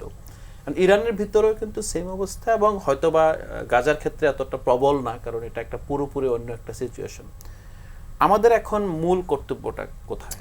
কর্তব্যটা হলো আমাদের যেটা বলছেন প্রিন্স ভাই এবং আমরাও বুঝি, আমরা এই হিলিং পিরিয়ডে রাষ্ট্রকে আমরা ফোর্স করতে চাই না। রাষ্ট্রকে বলতে আমরা সরকারকে এমন জায়গায় নিতে চাই না যে গভর্নমেন্ট আসলে এই জায়গায় কিং কর্তব্য বিমূঢ় হয়ে যাবে। হ্যাঁ, কারণ আমরা নিজেরা বুঝতে পারছি যে খলিল সাহেবের কন্টিনিউশনটা কেন এটা সামহাও, কারণ এটা থেকে আমরা কিভাবে আগাবো, আসলে এই জায়গা থেকে আমরা বের হব কিভাবে। এখন যদি আমি মনে করি যে খুব চাপাচাপি করা হয়, স্বাভাবিকভাবে আমরা এই গভর্নমেন্টটা এখনো খুব নাজুক অবস্থায় আছে। এই গভর্নমেন্ট না, শুধুমাত্র এই 5 বছর পরেও কিন্তু এটা নাজুক অবস্থা থাকবে, 5 বছর প্রতিহিত করার পরও। কারণ আমাদের এই যে বললাম না যে এই পুরো সিস্টেমটাকে আপনার ঢেলে সাজিয়ে আবার একটা স্বাধীন স্বতন্ত্র সত্তায় নিয়ে যেতে মিনিমাম 10-15 বছরের সময় হয়তো লাগবে, যদি সবাই মিলে ইয়ে করে। আর যদি এর মধ্যে আবার ডিস্টারবেন্স আসে, ভেঙে পড়ে, তখন কিন্তু আবার পিছিয়ে যাবে। আমি বিশ্বাস করি যে এখানে আপনার এনসিপি, জামাতে ইসলাম এবং বিএনপি তারা অন্তত এই বিষয়টা অনুভব করে বলে আসলে আমরা এই বিষয়গুলো দেখতে পাচ্ছি। তারা একে অপরের প্রতি আসলে মানে একটা কসমেটিক একটা বিরোধিতা বজায় রাখছে, বাট মৌলিক জায়গায় তারা টের পাচ্ছেন যে আমরা যদি একে অপরকে সেই সহযোগিতাটা না করি, তাহলে আমরা যেই রাষ্ট্রের রুটি ভাগাভাগি নিয়ে, হ্যাঁ, ওই যে পাই বলে ইকোনমিক্সে, আমি সেটা নিয়ে লড়াই করছি, তো সেটা কিন্তু আসলে কারো হাতেই থাকবে না। সো এই প্রেক্ষিতে শুধু বলতে চাই, কারণ ইরান আমার বিষয় না, আসলে আমরা বাংলাদেশের আমরা যেই অবস্থায় আছি, আমি মনে করি না যে যতক্ষণ পর্যন্ত আমাকে টাচ না করে আমি পলিসিগত জায়গায়, সেই জায়গায় আমি এখনোই আমাদের অর্থনীতিতে কি টাচ করবে না, সেটাই বলছি। যতক্ষণ পর্যন্ত আমি যতটুকু টাচ করে, এবং আমি সরকারের বিবৃতিকে অবশ্যই, আমি তো আরেক পর্বে বললাম যে এটা আউট এন্ড আউট এটা আসলে অ্যাকসেপ্টেড না, বাট একই সাথে বুঝতে হবে আপনার যখন মানে হাসিনা পতনের সময় যে রেমিটেন্সের ধারা ছিল, অধ্যাপক ইউনূস তার যে আস্থার মাধ্যমে এটা প্রায় দ্বিগুণের জায়গায় নিয়ে গিয়েছে। এখন সরকার দেশ ভালো চালালো, যদি একই সাথে আপনার আমার এক্সপোর্ট এবং আপনার রেমিটেন্স আর্নিং যদি কমে যায়, তাহলে কিন্তু আমরা আবার ইন্টারনাল একটা বড় ক্রাইসিসের মধ্যে পড়বো। আমরা কি মানে স্বাভাবিকভাবে, যেহেতু মানে এটা আপনার প্র্যাগমেটিক রিয়েলিজমের জায়গা থেকে যদি আমরা দেখি, যেহেতু আমি ওই ঘটনাকে কন্ট্রোল করতে পারছি না, আমার কাজ হলো যে আমার যে এখানে আপনার 180 মিলিয়ন জনগোষ্ঠী আছে, তাদের যে প্রতিদিন, আমরা তো আসলে কোনো ওদের মতো ইরানও ধরেন, ইরান কেন টিকে আছে এত নিষেধাজ্ঞার পরও ধরেন, আমার তো ইরানের আপনার 100 ভাগের 1 ভাগও কোনো মিনারেলস নাই এখানে। হ্যাঁ, আমি জানি না, হয়তো বা আছে, আমরা ভবিষ্যতে এক্সপ্লোর করব। কিন্তু এই অবস্থা থেকে আমরা হলাম কি একেবারে, মানে এটা শুনতে খারাপ দেখাবো, আমরা হলাম কি দিন আনি দিন খাই জাতি। হ্যাঁ, আমার আছে শ্রমশক্তি, আমার আছে আপনার একটা বড় বাজার, এই বাজারের মধ্যে একটা আপনার অর্থনৈতিক পরিচালন হচ্ছে, এটার মধ্যে আমাকে টিকে যেতে হয়। এই জন্য আমাদেরকে বিশ্ব বাস্তবতায় অবশ্যই এমন কিছু করা যাবে না যেটা আমার প্রতিষ্ঠানকে ধ্বংস করে দেয়। হ্যাঁ, আমাকে সেই জায়গায় আমি নত যেন হতে বলছি না, কিন্তু একই সাথে আমাকে এটা বুঝতে হবে যে আমার অস্তিত্বটাকে আমি যদি মানে অস্তিত্বের প্রশ্নে আমাকে কিছু ক্ষেত্রে ভারসাম্যমূলক অবস্থা যেতেই হবে। আর বিশেষ করে এই ট্রানজিশন সিচুয়েশনটা আমাদের জন্য গুরুত্বপূর্ণ, এবং আমি যদি মানে জাতির একটা জার্নির দিকে না তাকিয়ে আমি বলতাম যে আমরা চোখ বন্ধ করে থাকি যতক্ষণ পর্যন্ত আমাদের মানে যেটা আপনার মাও জেদং বলেছিলেন যে আপনার যে যতক্ষণ তোমার শক্তি ওইরকম মানে বাঘের থাবা বড় না হলে কিন্তু শিকারে যায় না, ধরেন। হ্যাঁ, আমাদের থাবা তো বড় হতে হবে। এখন আমি বলতে পারি, এখন আস্ফালন তো আমাকে অতীতে ভুগিয়েছে, কারণ আমি এখানে মরাল অবস্থান অবশ্যই তৈরি করতে হবে, বাট যখন আমি কার্যকর জায়গায় যাব, আমাকে সেই গভর্নমেন্টের মেকানিজমের মধ্য দিয়ে গিয়েই আমাদেরকে সেই অবস্থানটা এনশিওর করতে হবে। আদারওয়াইজ আমার ইকোনমি না বাঁচলে আমার রাজনীতি বাঁচবে না। আমার রাজনীতি মানে যেটা বলছি আপনার মানে ফ্রিডম অফ স্পিচ বলেন, অথবা জেনজিদের যে স্বাধীনতার জন্য এত আন্দোলন, ধরুন মূল জায়গাটা ইকোনমিকে আপনার রিস্টোর করতেই হবে। জি, ডক্টর আসাদুজ্জামান রিপন, যে বাংলাদেশের জন্য কোনো ফাঁদে পা না দেয়, বিএনপি কি সতর্ক আছে? না, এটা তো সত্য কথা। আপনি যখন দেশের পরিচালনার দায়িত্বে থাকবেন, অর্থাৎ স্টিয়ারিংয়ে থাকবেন, তখন তো আপনার রেসপন্সিবিলিটিটা অনেক বেশি। আমি আজকে অপোজিশনে থাকলে একরকম কথা বলতে, তবে আই মাস্ট সে এখন যারা মানে অফিসিয়ালি যারা অপোজিশনে আছেন, তারা কিন্তু এই যে মানে ইরানের উপর যে অ্যাটাকটা হলো, এই ঘটনার পরিপ্রেক্ষিতে তাদের যদি আমি বিবৃতিটা আমরা যদি মানে খেয়াল করি, তাহলে দেখবেন যে শুধু রেস্ট্রেইন বলা ঠিক হবে না, বরং বলা যেতে পারে অনেক রেসপন্সিবল। এবং আলাউদ্দিন খুব রাইটলি যেটা বলেছেন সেটা হচ্ছে যে আসলে বাংলাদেশ তো আপনি in terms of democracy, in terms of আপনার ইকোনমি, তাই না, সমস্ত ক্ষেত্রে যেটা মানে সাফার করছে, এবং স্টিল এখনও এটা তো ফ্রাজাইল, আমাদের ইকোনমিক সিস্টেমটা টোটালি ফ্রাজাইল, আমার অ্যাডমিনিস্ট্রেশন ফ্রাজাইল, আমার পুলিশের অবস্থা খারাপ বলতে হচ্ছে পুলিশের মোরাল নাই। তো সমস্ত কিছু বলে আমি একটা ভেঙে পড়া একেবারে একটা পর্যুদস্ত ব্যবস্থার কাঁধে নিয়ে আমি মানে সরকারে যাচ্ছি বা সরকারে গেলাম।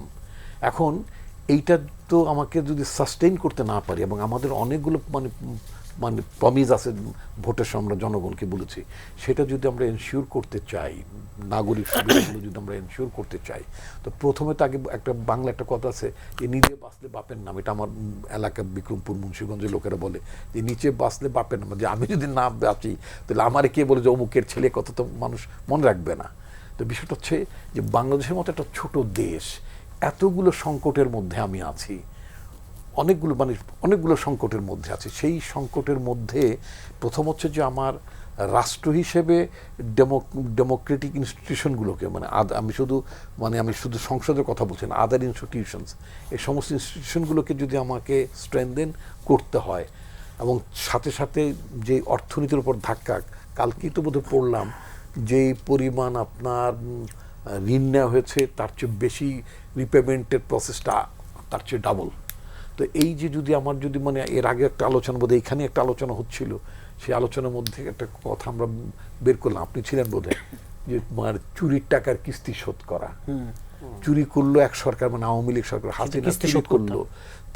তার একজন ভূমিমন্ত্রী ছিল, 560টা বাড়ির সন্ধান পাওয়া গেল যুক্তরাজ্যে, লক্ষ লক্ষ কোটি টাকা তারা পাচার করে নিয়ে গেল, দেশে তো কিছু রাখেনি। 7টা ব্যাংকে জাস্ট সিম্পলি এটাকে খালি করে ফেলেছে। দেশের মানে প্রথম প্রফিটেবল ইসলামী ব্যাংক, যেটা মানে শরিয়া ভিত্তিক ইসলামী ব্যাংক, নামি ইসলামী ব্যাংক, সেইটাকে পর্যন্ত আপনি মানে লুজিং কনসার্ন করে দিলেন। তো এই ধরনের একটা পরিস্থিতি, এইগুলোতে আমরা মানে উত্তরাধিকারী সূত্রে তো আমরা এই জিনিসগুলোই পেলাম, তাই না? এখন যদি আপনি এটাকে যদি প্রপারলি যদি আপনি নারিশ করতে না পারেন, এটাকে যদি সঠিক মানে আপনার গতিমুখে যদি না আনতে পারেন, তাহলে তো ভয়াবহ পরিস্থিতির মধ্যে যাব। আর এই ইরান এবং আমেরিকা যে সংঘাতপূর্ণ যে জায়গাটা চলে গিয়েছে, আমাদের তো লার্জলি আমাদের ইন্ডাস্ট্রিগুলোকে সচল করার জন্য আমাদের গ্যাস, তেল, ইতিমধ্যেই বলা হয়েছে যে আমাদের গ্যাসের রিজার্ভও খুব কম, মানে যেটা আমরা আমদানি করি। এই গ্যাস তেল কিনতে হলে আমার স্বাভাবিকভাবে দাম বেড়ে যাবে যুদ্ধ পরিস্থিতিতে। হরমুজ স্ট্রেইটটা যদি পুরোটাও যদি বন্ধ নাও হয়, পার্শিয়ালি তো প্রভাব তো পড়বে, পার্শিয়ালি বন্ধ হয়েছে, কিছুটা তো বন্ধ থাকবে। এই ধরনের পরিস্থিতি তো আমার মানে ফুয়েল যে কনজামশন আমাদের আছে, সেটাকে যদি আমার মেনটেন করতে হয়, তাহলে তো আমার ইন্ডাস্ট্রির উৎপাদন বেড়ে যাবে, মানে খরচ বেড়ে যাবে, জীবনযাত্রার উপরে সেটার প্রভাব পড়বে, অর্থনীতির উপরে প্রভাব পড়বে। এতগুলো ইম্প্যাক্ট। একটা নতুন গভর্নমেন্ট অফ 1 উইক, প্রায় অলমোস্ট 1 সপ্তাহের একটা গভর্নমেন্ট, তাই না? 1 সপ্তাহ বাদ, মানে 1 সপ্তাহ অল্প কিছু বেশি, ধরে নিলাম যে আমরা 17 তারিখে শপথ, 13 দিন বা 2 উইকস হোয়াট এভার। তো এই ধরনের একটা গভর্নমেন্টের মধ্যে এতটা শক, সেটা কি অ্যাবজর্ব করার মতন অ্যাবিলিটি একটা নতুন সরকার আছে? প্রতিনিয়ত আমার যারা সাবোটেজ করবে গভর্নমেন্টের মধ্যে থাকে, আগের গভর্নমেন্টের স্বৈরাচারী গভর্নমেন্টের এজেন্টস যারা আছে, তাদেরকে আমার সরাইতে হচ্ছে, রাইট লোক বসাইতে হচ্ছে, নানা ধরনের সমস্যার মধ্যে আমরা আছি। তো এই জায়গাটাতে আমি যেটা মনে করি, হয়তো সরকারের বাইরে থেকে ফরেন মিনিস্টার অনেক ক্রিটিসিজম করা যেতে পারে, করবেন হয়তো, কিন্তু এটা তো সত্য কথা যে আগে তো আমার নিজেকে সাস্টেইন করতে হবে, আমার দেশকে তো সাস্টেইন করতে হবে, রাইট? তো সেজন্য আমি মনে করি যে পররাষ্ট্রমন্ত্রী যেটা বলেছেন, আরো একটা দেশও বলেছে, আমি যদি অন্যান্য ইসলামিক দেশগুলোর কথা যদি বলি, টার্কির স্টেটমেন্টের ব্যাপারও আছে, সেটা হচ্ছে যে আলটিমেটলি যেটা মঞ্জু ভাই যেটা বলেছেন, যুদ্ধটা আসলে ছড়িয়ে পড়ছে মুসলিম দেশগুলোর মধ্যেই, এবং আলটিমেটলি ক্ষতিগ্রস্ত কিন্তু আমরাই হচ্ছি। আমাদের শ্রমবাজার ক্ষতিগ্রস্ত হবে, মুসলিম উম্মা ক্ষতিগ্রস্ত হবে।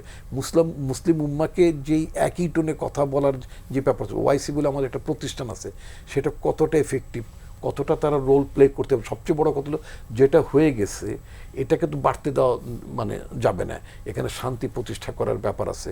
এবং আমি হ্যাঁ, আজকে অনেক যারা বিশেষজ্ঞ আন্তর্জাতিক পলিসির উপরে, অনেকেই কিন্তু মন্তব্য করেছেন যে ইরানে মার্কিন যুক্তরাষ্ট্র হামলা করার পরে এবং তাদের শীর্ষ নেতৃত্বদের হত্যা করার পরে, সেখানে যে ইরান যে মার্কিন যুক্তরাষ্ট্র নতজানু হয়ে যাবে, তারা সেটা মনে করছেন না। ফলে যদি মনেই না করেন, অর্থাৎ ট্রাম্প সরকারের ভাষ্য অনুযায়ী যে ইরানি জনগণকে তাদের নিজেদের নেতৃত্ব বুঝে নেওয়ার কথা, সেটা তো ওইখানকার কাঠামোতে সেটা সম্ভব না। গত 47-48 ইয়ার্সের কাঠামো তা বলে না, সেটা বলে না। যদি না বলে, এখন আমার কাছে আজকে মনে হলো যে ট্রাম্প বলছেন নতুন নেতৃত্বের সাথে তারা উনি কথা বলতে প্রস্তুত আছেন। নতুন নেতৃত্ব কি খামেনি সাহেব যে নেতৃত্বর কাঠামোটা বা যে থ্রেডটা রেখে গেছেন, যে সুতোটা ওদের শাসনতান্ত্রিক যে ওদের যে বিন্যাসটা, সেটা রেখে তাদের সাথে যদি কথা বলতে হয়, যারা টেক ওভার করেছেন তারা তো অলরেডি ডিক্লেয়ার করে দিয়েছেন যে তারা এটা প্রতিশোধ নেবেন। সেটাই তো। ফলে আলটিমেটলি আমরা ট্রাম্প সাহেবের উদ্দেশ্য কি পূরণ হলো না, বরং যেটা মনে হলো যে বিশ্ব ব্যবস্থাটা আরো বেশি অস্থিতিশীল হয়ে গেল। অর্থনীতি শুধু এটা বাংলাদেশের জন্য না, ইভেন মার্কিন যুক্তরাষ্ট্রের জন্য এটা ভালো হয়নি। এবং মার্কিন যুক্তরাষ্ট্র ওখানকার বিক্ষোভ হচ্ছে, মার্কিন যুক্তরাষ্ট্র ওখানে সিনেটর ইয়ে থেকে মার্কি থেকে শুরু করে অনেকে এটা তারাও সমালোচনা করছেন, প্রতিবাদ করছেন। তা আমি মনে করি যে যুদ্ধ, অশান্তি, অস্থিতিশীলতা, সেটা সারা বিশ্ব ব্যবস্থার শান্তির জন্য এগুলো হুমকির ব্যাপার। বাংলাদেশকে এই বিষয়গুলো মাথায় রেখেই চলতে হচ্ছে এবং চলতে হবে। মুজিবুর রহমান মঞ্জু, একটু আন্তর্জাতিক প্রসঙ্গ থেকে একটু দেশের রাজনীতি, সমসাময়িক ঘটনার প্রভাব দিকে যদি দৃষ্টি দেই, একটু আলোচনা করতে চাই এনসিপি, জাতীয় নাগরিক পার্টির 1 বছরের পথ চলা। এনসিপির পথ চলাটা একটু মূল্যায়ন করবেন, এবং আজকেও এনসিপির আহ্বায়ক নাহিদ ইসলাম বলছেন, এবং এই প্রসঙ্গটি গত কয়েকদিন ধরে আলোচনায় আছে যে রাষ্ট্রপতির অভিশংসন তারা আবারও দাবি করেছেন, এবং এছাড়া আসলে সংসদের যে যাত্রা, এটা আসলে পবিত্র হয় না, হবে না, এই ধরনের মন্তব্য এবং রাষ্ট্রপতির অভিশংসনের বিষয়টি এবং এনসিপির সামগ্রিক 1 বছরের পথ চলা। প্রথম কথা হচ্ছে, এনসিপিকে তো আমরা শুধু 1 বছর দেখলে হবে না, দল হিসেবে আমরা যদি দলের প্রাথমিক পর্যায়টা দেখি, যে একটা মানে অভ্যুত্থানের আন্দোলন, নেতৃত্ব। একটা ছাত্র প্রতিবাদী আন্দোলন থেকে শুরু করে এটা সূচনা হয়েছে। এনসিপির যদি আমি বলি যে সূচনা বা এনসিপি যদি দল আকারে সূচনা দেখি, তাহলে আমরা দেখব যে এনসিপি একটা মানে অনুকূল পরিবেশে জন্ম নিয়েছে, কিন্তু তার যাত্রা শুরু হয়েছিল একটা প্রতিকূল অবস্থা দিয়ে, প্রতিকূলতার সংগ্রাম থেকে একটা আন্দোলনে বিজয় হওয়া থেকে তাদের রাজনৈতিক দল আকারে যাত্রা শুরু। যদিও জুলাই অভ্যুত্থানের সকল শক্তি যে এনসিপির সাথে একসাথে এসেছে বিষয়টা তা না, জুলাই শক্তি অনেকভাবে বিভক্ত হয়ে গেছে। এনসিপির রাজনৈতিক দল গঠন নিয়ে অনেকে সমালোচনা করেছেন, কিন্তু আমরা প্রথম থেকে এটাকে সাপোর্ট দিয়েছি। এজন্যই সাপোর্ট দিয়েছি যে বাংলাদেশে একটা নতুন রাজনীতির অভ্যুদয়, বহুদিন থেকে আমরা এই অভ্যুদয়টা চাচ্ছিলাম।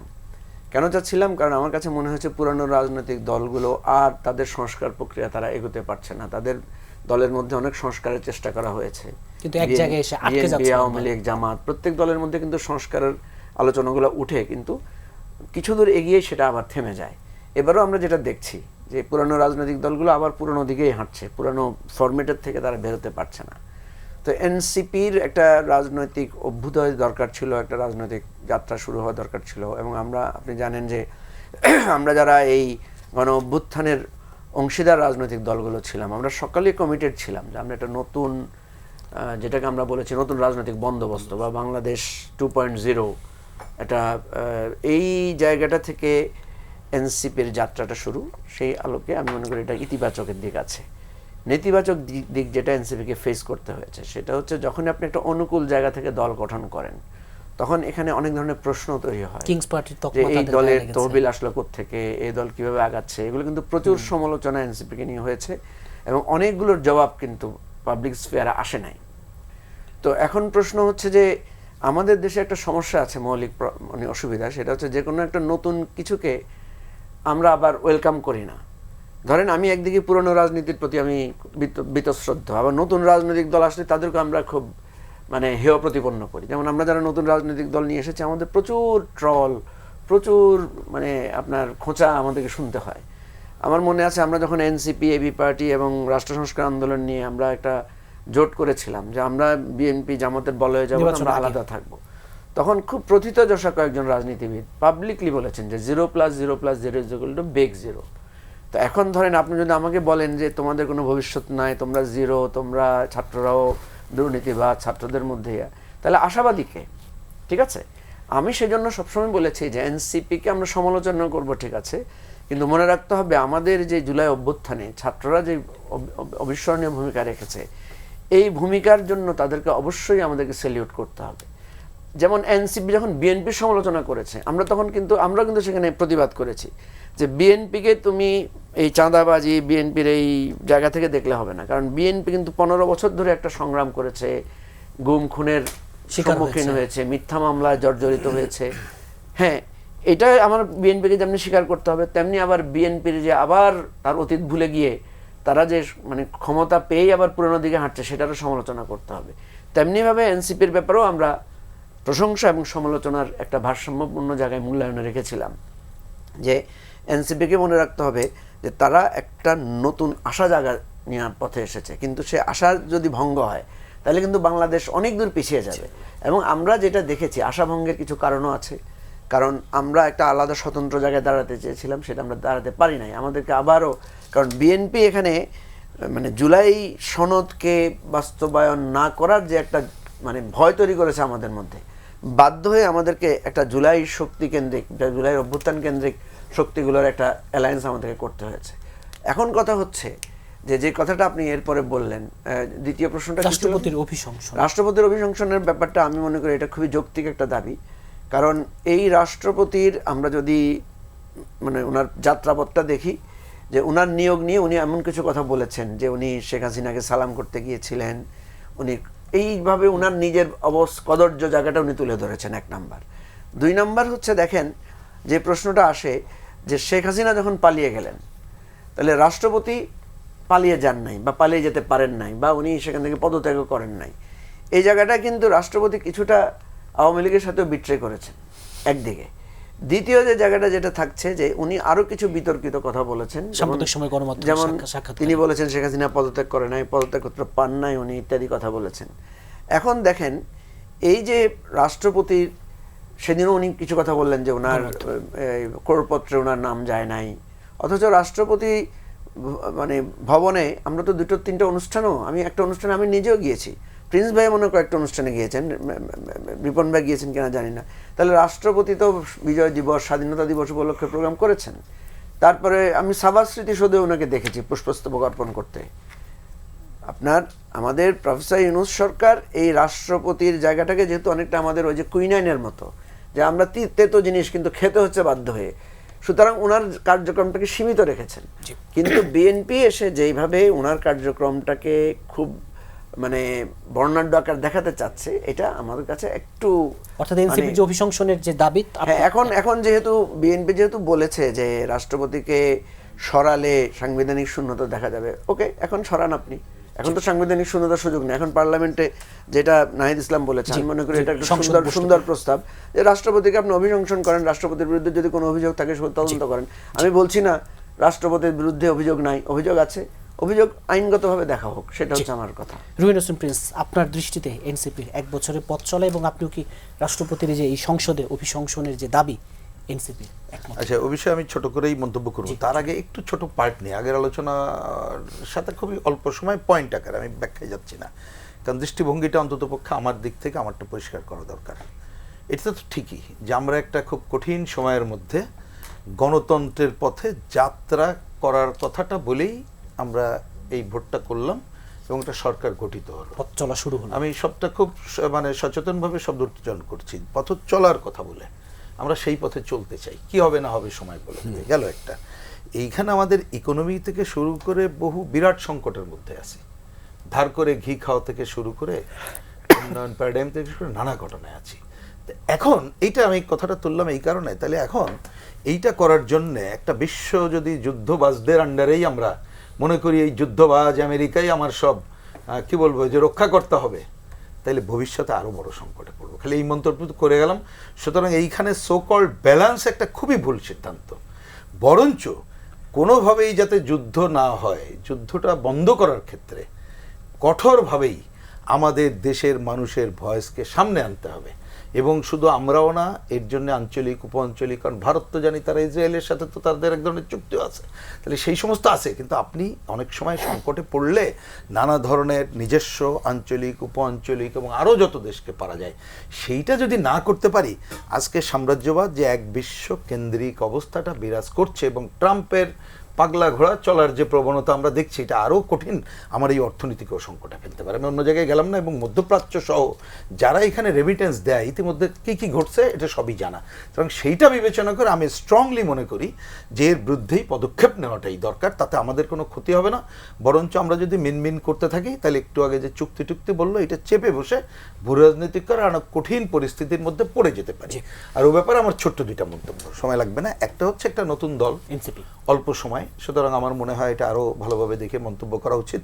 তবে এটা না বললেই নয় যে দেখবেন যে এর আগে তো এই ধরনের আন্দোলনের যারা ছিল তারা কিন্তু ওই ছিল মানে সাধারণত তো পলিটিক্যাল পার্টিগুলো তার অর্গানাইজেশন ছিল, সাধারণ যারা যুক্ত ছিল তারা কখনো এরকম করে নাই। এইবার যারা ছিল তারা নিউট্রাল বললেও তাদের বহু গুপ্ত পরিচয় বেরোচ্ছে এবং বিগত সরকারের সাথে থেকেই তারা এই কার্যক্রমগুলো করেছিল, এটা কিন্তু গোপন না। এবং তারা মুখে প্রথমে যে কথা বলেছে এক এক স্টেপে কিন্তু তাদের নানা ধরনের ঘটনাগুলি দেখা যাচ্ছে। পরবর্তীতে জামাত সহ স্বাধীনতা বিরোধীর সাথে ঐক্যের মধ্য দিয়ে যতটুকু অনেকের কাছে যে প্রত্যাশা ছিল সেটা কি হয়েছে এটা তাদেরই সিদ্ধান্ত নিতে হবে এবং আগামী দিনের কর্মকাণ্ড বলে দেবে যে তারা কোন ধরনের জায়গায় যেতে চায় এবং দেশের জন্য কতটুকু কাজ করতে পারছে, এটাই। তবে নিশ্চয়ই এটা আমাদের জেনারেল একটা আকাঙ্ক্ষা, বাংলাদেশে একটা বিরাজনীতিকরণের ধারা অনেকে চালু করতে চায়, এখনো চায়, এবং সেইটা করতে যে অনেকে মনে করে প্রচলিত রাজনীতি ফেলে দিয়েই নতুন কিছু করলে হবে, ওইটা হয় না। এটা সময়ে বলে দেবে জনগণ কোনটাকে গ্রহণ করবে, আর রাজনীতির মধ্যে সেই রাজনীতিকেই সমাধান করতে হবে। সেই বিবেচনায় যারা রাজনীতিতে আসছে আমি সেটাকে ওয়েলকাম বিবেচনাই করতে চাই এবং তাদের আগামী দিনে পথচলা দেখে এটা বলা যাবে বলে মনে করি। রাষ্ট্রপতির ব্যাপারে ছোট্ট মন্তব্য, আমাদের কোনো মোহ নাই রাষ্ট্রপতির ব্যাপারে, থাকার তো কোনো কারণ নেই, কারণ বিগত আমরা যে বিশেষ করে 13-14 পর থেকে যে লড়াইটা করছি সব তো ভোটারবিহীন অবস্থা ছিল, শুধু ভোটারবিহীন না, আমাদেরকে নির্বাচনের এক ধরনের নতুন ধরনের ম্যানিপুলেশন আমরা দেখেছি। তা সুতরাং সেইটার মধ্য দিয়ে গঠিত যারাই হয়েছে তার কাছে তো কোনো মোহ থাকার কারণ নেই, তারপরে ক্ষমতায় থাকার জন্য যে হত্যাযজ্ঞ সংগঠিত করেছে।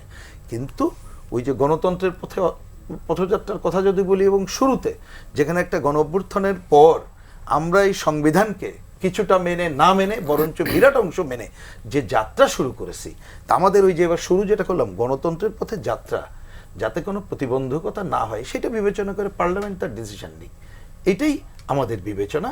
কারণ সেই ক্ষেত্রে কোনো কিছু বড় কিছু করতে যেয়ে আরো বড় ধরনের সংকটের মধ্যে যাতে আমরা না পড়ি, আমি আশা করি যারা এই পার্লামেন্টে আছে, বিশেষ করে নির্বাচিত সরকার, তারা তাদের বিবেচনাটা এটাই করবে। জি, ডক্টর আসাদুজ্জামান রিপন, আপনার দৃষ্টিতে এনসিপির 1 বছর এবং অভিশংসনের যে দাবি এ নিয়ে বিএনপি আসলে কি ভাবছে 12 মার্চ সংসদের? ধন্যবাদ। আমি এনসিপির বর্ষপূর্তি, তাদের প্রতিষ্ঠা বর্ষপূর্তিতে তাদেরকে অভিনন্দন জানাই। আসলে রাজনীতিতে তো অনেক আমার চেয়ারম্যান মাসুদিনের দুঃখিত মাসুদিনের কথা চেয়ারম্যান মাসুদিন চেয়ারম্যান মাও বলেই পরিচিত, পুরনো প্রেম ওইভাবেই বলে সবাই। পুরনো প্রেম মাঝে মাঝে জেগে ওঠাই স্বাভাবিক। এখন নাই, তবু ওই শব্দই বলে আর কি। যাই হোক, একসময় দেশের মানুষ তো রাজনীতি অনেকেই বলতেন যে চীনের চেয়ারম্যান আমাদের চেয়ারম্যান, বাংলাদেশে অনেকে বলতো না। হোয়াটএভার। তো মাসুদিন একটা আলাউদ্দিন মাসুদিন একটা কথা উল্লেখ করেছেন, আমি আরেকটা কথা উল্লেখ করতে চাই। মাসুদিন একটা বড় বক্তব্য ছিলেন, শত ফুল ফুটতে দাও, শত ফুল ফুটতে দাও। গণতন্ত্রে নানা মত, নানা পথ থাকতে হবে, সমালোচনা থাকবে, ক্রিটিসিজম থাকবে, আর্গুমেন্ট থাকবে, কোশ্চেন থাকবে। আমি বহু টকশোতে একটি কথা বারবার বলি, কারণ এটা আমি বলতে চাই, এস্টাবলিশ করতে চাই, যে রাষ্ট্রে সমাজে প্রশ্ন তোলা যায় না, প্রশ্ন করা যায় না। প্রশ্নহীন সমাজ, প্রশ্নহীন রাষ্ট্র, এটা কোনো সভ্য রাষ্ট্র না, এটা গণতান্ত্রিক রাষ্ট্র সমাজ নয়, সোজা কথা। তো সুতরাং অনেক রাজনৈতিক দল থাকলে অনেকগুলো পথ থাকবে, অনেকগুলো প্রশ্ন উঠবে, অনেকগুলো প্রশ্ন করা যাবে, অনেকগুলো প্রশ্ন শুনতে হবে, এবং প্রশ্নের উত্তর দেওয়ার জন্য মানসিকভাবে প্রস্তুত থাকতে হবে শাসক দল এবং একে অপরকে। এটা শুধু যে শাসক দলকে প্রশ্ন করা যাবে না, আমি তো তাদেরকে প্রশ্ন করতে হবে, তারাও আমাকে প্রশ্ন করতে পারেন। এই প্রশ্ন তোলার চর্চাটা থাকতে হবে। এনসিপি গঠন হয়েছে, এটা আমি মনে করি যে বাংলাদেশের রাজনীতিতে আমি খুব ছোট একটা উদাহরণ টানবো, ইন্ডিয়ার একটা উদাহরণ টানবো। আপনার অটল বিহারী বাজপেয়ীর নাম আমরা জানি। তিনি যখন একটা পার্টি ফর্ম করলেন, আগে তো জনসংঘ করতেন, পরে বিজেপি যখন প্রতিষ্ঠা করলেন, আমি আইডিওলজিক্যাল বিজেপির সাথে তাদের তুলনা করি, আমি প্যাটার্নটার কথা বলি। তো বিজেপি যখন পার্লামেন্টারি ক্যারিয়ার হিসেবে তাদের নেতারা যখন শুরু করলেন, they started with 2 seats only, 2টো আসন নিয়ে তারা ভারতীয় পার্লামেন্টে ঢুকলেন, এবং সেই দুটো দুই আসন থেকে তারা 3বার না, এখন তো বোধহয় 3বার চলছে কনসিকিউটিভ, তিন টার্মে ভারত শাসনও করছে সেই নতুন গঠিত রাজনৈতিক দল। রাজনৈতিক দলগুলোর মধ্যে পুরনো রাজনীতির কথা, পুরনো বন্দোবস্তের কথা, নতুন বন্দোবস্তের নানান ধরনের কথা আসছে। তো রাজনৈতিক দলগুলো যদি পুরনো ধ্যান ধারণা অথবা জন আকাঙ্ক্ষা যদি ধারণ করতে না পারে, তাহলে আলটিমেটলি এটা কিন্তু অবসলিউট হয়ে যাবে, এটা পরিত্যক্ত হবে, মানুষ গ্রহণ করবে না। আমাকে অনেকে বলেন, ভাই আওয়ামী লীগ ছাড়া একটা ইলেকশন হলে, এটা ইলেকশন কেন? আওয়ামী লীগ ছাড়া ইলেকশন হলে ইলেকশনটা জেনুইন হবে না কেন, ভালো হবে না কেন? ভালো ইলেকশন কেন হবে না? ওরা সহই একটা ইলেকশন হবে, কি বলে আপনার ইনক্লুসিভ হবে, ওরা না থাকলে ইনক্লুসিভ হবে না কেন? আমরা কি মুসলিম লীগ নিয়ে ইলেকশন করছি এখন? মুসলিম লীগ তো 47-এ পাকিস্তান প্রতিষ্ঠার জন্য they had a big role, pioneer ছিল তারা, মুসলিম লীগ। উইদিন 7 years 47-এর যে যাদের নেতৃত্বে পাকিস্তান প্রতিষ্ঠিত হলো, মাত্র 7 বছরের ব্যবধানে 54 সালে মুসলিম লীগ ভরাডুবি হলো। নির্বাচনী ব্যবস্থা ভালো ছিল, জাল ভোট ছিল না, ডামিয়ামি ছিল না, ভালো ব্যবস্থা ছিল বলে এটা একেবারে ভরাডুবি ঘটলো। 71-এ তো ভুল রাজনীতি কারণ ওয়াইপ আউট হয়ে গেল। এখন কি মুসলিম লীগ খুব প্রাসঙ্গিক রাজনীতি যদি আপনি সঠিক অবস্থায় না থাকেন, জনগণের পক্ষে না থাকেন, তাহলে আপনার প্রাসঙ্গিকতা থাকবে না। আওয়ামী লীগের প্রাসঙ্গিকতা চলে গিয়েছে because they stood against democracy. তারা গণতন্ত্রের বিপক্ষে গিয়েছে, ভোটের বিপক্ষে গিয়েছে, মানুষের বিপক্ষে গেছে, মানুষ মেরেছে, শিশুদের হত্যা করেছে, অবাধে দেশটাকে লুণ্ঠন করেছে, এবং এই দেশটাকে তারা লুণ্ঠন একটা উর্বর ভূমি হিসেবে তারা এটাকে ভোগ করেছে। সোজা কথা আমি ভোগের কথা বলবো, এই দেশটা তাকে জাস্ট ভোগের জন্য তারা এখানে রাজনীতি করতো। সুতরাং ওটা অবসলিউট হয়ে যাবে। এখন কথা হচ্ছে যে আপনি অন্যরা বাকিরা আদার স্টেক হোল্ডার্স আদার মানে পলিটিক্যাল অ্যাক্টরস তারা যদি প্রপার রোল প্লে করতে না পারে তাহলে তারা এরকম মানে আওয়ামী লীগের রাস্তায় যাবে, খুবই স্বাভাবিক। মুসলিম লীগের পথে যেভাবে আওয়ামী লীগ যাচ্ছে অন্যরা যাবে। এনসিপি আমি আশা করব, কারণ আমাদের তো বয়স হচ্ছে, এদেশের স্টিয়ারিংটা তরুণরাই তো ধরবেন, তার একটা ভালো রাজনীতি। রাষ্ট্রপতির অভিশংসন আমি নিয়ে একটু আসছি, আমি খুবই একটা মানে আমি আলাউদ্দিন সামনে আছে বলে আমি মানে কি বলে মানে মানে আমার বক্তব্যটা আমি করতে পারলাম না, মানে কি বলে প্রকাশ না করে পারলাম না। তাদের কাছে আমার অনেক প্রত্যাশা ছিল, কিন্তু তারা যে নতুন রাজনৈতিক বন্দোবস্তের কথা বলেছিল মানে দল গঠনের আগে থেকেই তাদের অনেকের নেতৃবৃন্দের কথার মধ্যে ছিল। ইনফ্যাক্ট আমি খুবই গভীর আগ্রহের সাথে তাদের নতুন রাজনৈতিক বন্দোবস্তের ধারণাটা আমি বুঝতে চাচ্ছিলাম, কিন্তু আমি খুবই ফ্রাস্ট্রেটেড। আমি তাদের মুখ থেকে আজ পর্যন্ত এই নতুন রাজনৈতিক বন্দোবস্তের যে 7-8টি যে অক্ষর দিয়ে এই মানে আপনার 3টা শব্দ হয় নতুন রাজনৈতিক বন্দোবস্ত, তো এই আজ পর্যন্ত নতুন রাজনৈতিক বন্দোবস্তের কোনো তারা রূপরেখাই দিতে পারেনি। এটা আমি মনে করব তাদের দেওয়া উচিত হবে। কেবল 1 বছর গেল, তাদের মানুষকে আশান্বিত করতে হলে তো নতুন স্বপ্ন দেখাতে হবে। তারপরও তাদের কাছে আমি তাদের সফলতা কামনা করি, এবং মানে গণতান্ত্রিক বিকাশে গণতান্ত্রিক প্রতিষ্ঠানগুলোকে সংহত করার ক্ষেত্রে আমি মনে করি তাদের খুব একটা কার্যকর ভূমিকা থাকবে, আমাদের তরুণ নেতৃত্বে একটা ভূমিকা থাকবে। রাষ্ট্রপতি অভিশংসনের কথা একেবারে মানে বিএনপির ভাব, হ্যাঁ, আমি বিএনপির ভাবে particular I am not the spokesperson of the BNP, I can't say on behalf of BNP, but আমি বলতে যেটা চাই যে ইয়েস, তিনি অভিশংসিত হওয়ার মতো অনেক কাজ করেছেন, তিনি অভিশংসিত হতে পারেন, কিন্তু এখন বলেন যে আপনি অভিশংসিত করছেন না কেন। আমি সেই দিনটির জন্য অপেক্ষা করছি as a citizen, as a বিএনপির একজন কর্মী হিসেবে আমি সেই দিনটির অপেক্ষা করছি, অর্থাৎ 12ই মার্চ সংসদে। নো প্লিজ আমাকে একটা সেকেন্ড দেন। সেটা হচ্ছে যে এই চুপ্পু সাহেব যখন প্রেসিডেন্ট হলেন, বিগত কয়েকটা পার্লামেন্টে কয়েকটা মানে উনি ভাষণ দিয়েছেন, সেখানে উনি বিনা ভোটে নির্বাচনটাকে ভীষণ প্রশংসা করেছেন, চুরিচামারিকে ভীষণ সাপোর্ট করেছেন, হাসিনার নেতৃত্বে বিরাট স্বর্ণযুগ হচ্ছে ইত্যাদি নানান কথাবার্তা বলেছেন। আমি সেই দিনটির অপেক্ষায় আই এম এক্সপেক্টিং লিখিত ভাষণ পড়বে, লোক ওইভাবে ইগনোর করা যাবে না। মিস্টার চুপ্পুকে আমার ধারণা তিনি তার 12ই মার্চের ভাষণে তিনি বলবেন শেখ হাসিনা কত বড় ফ্যাসিস্ট ছিল, শেখ হাসিনার হাতে কি কি ঘটনা সেটা আপনারা যেভাবে লিখে আমি টেভে নিচ্ছি। আমি যদি প্রেসিডেন্ট আমাদের এই অবস্থা তো নাই প্রেসিডেন্টের, আমি যদি প্রেসিডেন্ট থাকতাম, আমি যদি মনে করি যে এই স্ক্রিপ্টের সাথে আমি একমত পোষণ করছি না, আমার গদিটা বড়, হাতে একেবারে সময় নিয়ে আমি সেটাই চাই যে সেই নাটকটা আমরা দেখতে চাই, আমরা অপেক্ষা করছি হাসিনার তার 12 তারিখের ভাষণ। হাসিনাকে সে ফ্যাসিস্ট বলুক, তার আমলে খুন খারাপি হয়েছে, শিশু হত্যা করেছে, লুটপাট হয়েছে, এই কথাগুলো এনসিপির কাছে যে নতুন যে রাজনৈতিক বন্দোবস্তের প্রত্যাশা ছিল অনেক জায়গায় কি পূরণ হলো না তাহলে? না, নতুন রাজনৈতিক বন্দোবস্তের মধ্যেই আমরা আছি। আমরা প্রথমত যেহেতু আমরা বলেছি যে পুরনো বন্দোবস্তটা হলো আপনার ফেসিবাদকে জিয়ে রাখে, মানে ক্ষমতায় কে গেল সেটা গুরুত্বপূর্ণ না, ক্ষমতায় যারা যায় এবং ক্ষমতার বাইরে যারা থাকে তারা মূলত ঘুরে ফিরে একটা প্যাটার্নে আপনার দেশ শাসন করে। নতুন বন্দোবস্তটা হলো যে রাষ্ট্রের পুরোপুরি আপনার ডেমোক্রেটাইজেশন, এবং সেটার জন্য আমরা প্রথমেই প্রস্তাব করেছি নতুন সংবিধান লাগবে, যেটা হবে জনগণের মতামতের ভিত্তিতে সংবিধান, এবং যেটা আসলে 70-এর নির্বাচনের ভিত্তিতে 71-এর স্বাধীনতা পরবর্তী বাংলাদেশের সংবিধান আপনার ড্রাফট পাশ করে নেওয়া সংবিধান না। কারণ আমরা সেই জায়গাটা ছিলাম, এখন সেই জায়গাটা একটা মূল ভিত্তি কি যে সাংবিধানিক সংস্কারটা মানে পুরোপুরি ক্ষমতা কাঠামোর আপনার পুনর্বিন্যাস। দ্বিতীয়ত আমরা যে আপনার রাজনৈতিক সংস্কার চেয়েছি, আমরা জুলাই চার্টারের মাধ্যমে যে ম্যানিফেস্টেশনটা করেছি, এগুলো তো এক অর্থে আমাদেরও ম্যানিফেস্টেশন, একই সাথে অন্তর্বর্তীকালীন সরকার এগুলোর জন্য কাজ করেছে, পাশাপাশি এগুলোর জন্য আমরা প্রতিনিয়ত পুশ করে যাচ্ছি। লাস্টলি আমরা যে রাজনৈতিক সংস্কৃতি এবং রাজনৈতিক অর্থনীতির পরিবর্তনটা চেয়েছি, আপনি যদি একদম 4টা ডাইমেনশনে আমরা স্পষ্ট করেছিলাম, বারবার করছি। এখন হয়তোবা বাংলাদেশে যেটা হয়, আমরা তো আসলে মানে রাজনৈতিক কোনো প্রকল্প এটা কিন্তু আপনার একটা ড্রাফট ডকুমেন্ট দিয়ে দিলে হয় না, এটা অ্যাকশনের মাধ্যমে জনগণ আস্তে আস্তে বুঝতে শুরু করে।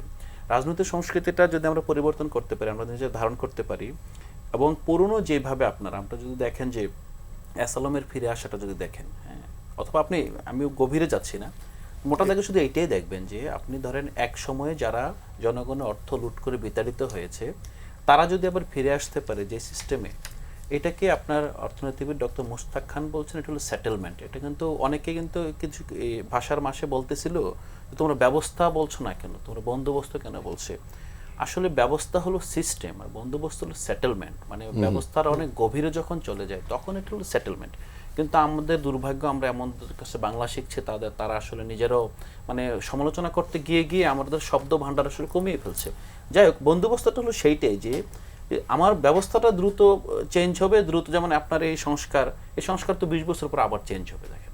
কিন্তু সেটেলমেন্টটা হলো যে সেটেলমেন্টটা আসলে 20 বছর 30 বছর, হ্যাঁ হয়তো চেঞ্জ তো হবেই, জনগণের প্রত্যাশা যে নতুন রাষ্ট্রে নতুন রাষ্ট্রকল্প তৈরি হবে, পৃথিবীর আপনার হয়তো বা বাংলাদেশে আশেপাশে নতুন রাষ্ট্র গজিয়ে উঠছে, আমাদের পররাষ্ট্রনীতি চেঞ্জ হচ্ছে, সেক্ষেত্রে আমরা হয়তো একটা মাস্টার রোল প্লে করছি, অনেকগুলো জায়গা থাকতে পারে। মূল জায়গাটা হলো যে এখন যে সিস্টেমটা আছে, যে সিস্টেমটা রাষ্ট্রকে খুনি বানায়, যে সিস্টেমটা যে কোনো সরকার যায়, সরকার গিয়ে খুনি হয়ে যায়, যে সিস্টেম জনগণের সাথে সরকার একটা বড় ব্যবধান তৈরি হয়। এবং সবচেয়ে বড় বিষয় হলো যে অর্থনীতিটা, উৎপাদন সম্পর্কটা এটা আসলে মালিক শ্রমিক অথবা উৎপাদক ভোক্তা সম্পর্কের ভিত্তিতে না, কিছু অলিগার্কের কাছে পুরো আপনার রাষ্ট্র এবং রাষ্ট্রের বাজার জিম্মি হয়ে পড়ে। মূল সেটেলমেন্টের জায়গাটা সেটি, এবং সেটা আমরা ভাঙতে চেয়েছি, এখনো ভাঙতে চাই। এবং যদি বলেন যে আমাদের নির্বাচনী সমঝোতার রাজনীতিটা, সেই জায়গায় আমরা যদি মনে করতাম যে আমরা পুরনো বন্দোবস্তের সাথে আপোষ করতাম, অনেকে আবার এটাও কিন্তু বলছে যে তোমরা তো পুরনো রাজনৈতিক বন্দোবস্তের সাথে আপোষ করা, ব্যাপারটা এটা না। আসলে আপনি একটা দলের সাথে না পুরনো দলের সাথে সমঝোতা করে নির্বাচন করা মানে এই না যে আপনি পুরনো বন্দোবস্তের সাথে সমঝোতা করেছেন। আপনার এই জায়গাটা আমরা শুধু এটা বলতে চাই, 1 বছর যেহেতু হয়েছে, আমাদের ভুল থাকবে, তরুণরা ভুল করবে, এটাই স্বাভাবিক। আমরা সিনিয়রদের কাছে সেটা চাই আপনারা ভুল ধরিয়ে দেন, হ্যাঁ, কিন্তু আমি যেই পায়ে হাঁটতে চাচ্ছি, যেই ছোট জুতা নিয়ে হাঁটতে চাচ্ছি, আপনি জুতাটা খুলে ফেলার চেষ্টা করেন না, আমাকে ধাক্কা দিয়ে ফেলে দিন না, আপনারা ভুল ধরিয়ে দেন এবং বলেন যে এই দিকে তোমরা ভুল করছো, ওই দিকে যাও। আমরা এটার জন্য প্রস্তুত এবং এই রাজনীতিটা আমরা করতে চাই। আমরা চাই আসলে আমার যে পরম বিরোধী আছে সেও তার প্রয়োজনে। চারজনকে আজকে স্টুডিওতে সময় দেওয়ার জন্য ধন্যবাদ। দর্শক, এন মোহাম্মদ পাবলিক পার্লামেন্ট আছে এ পর্যন্ত, আগামীকাল আবারও দেখা হবে। সে পর্যন্ত ভালো থাকুন, সুস্থ থাকুন।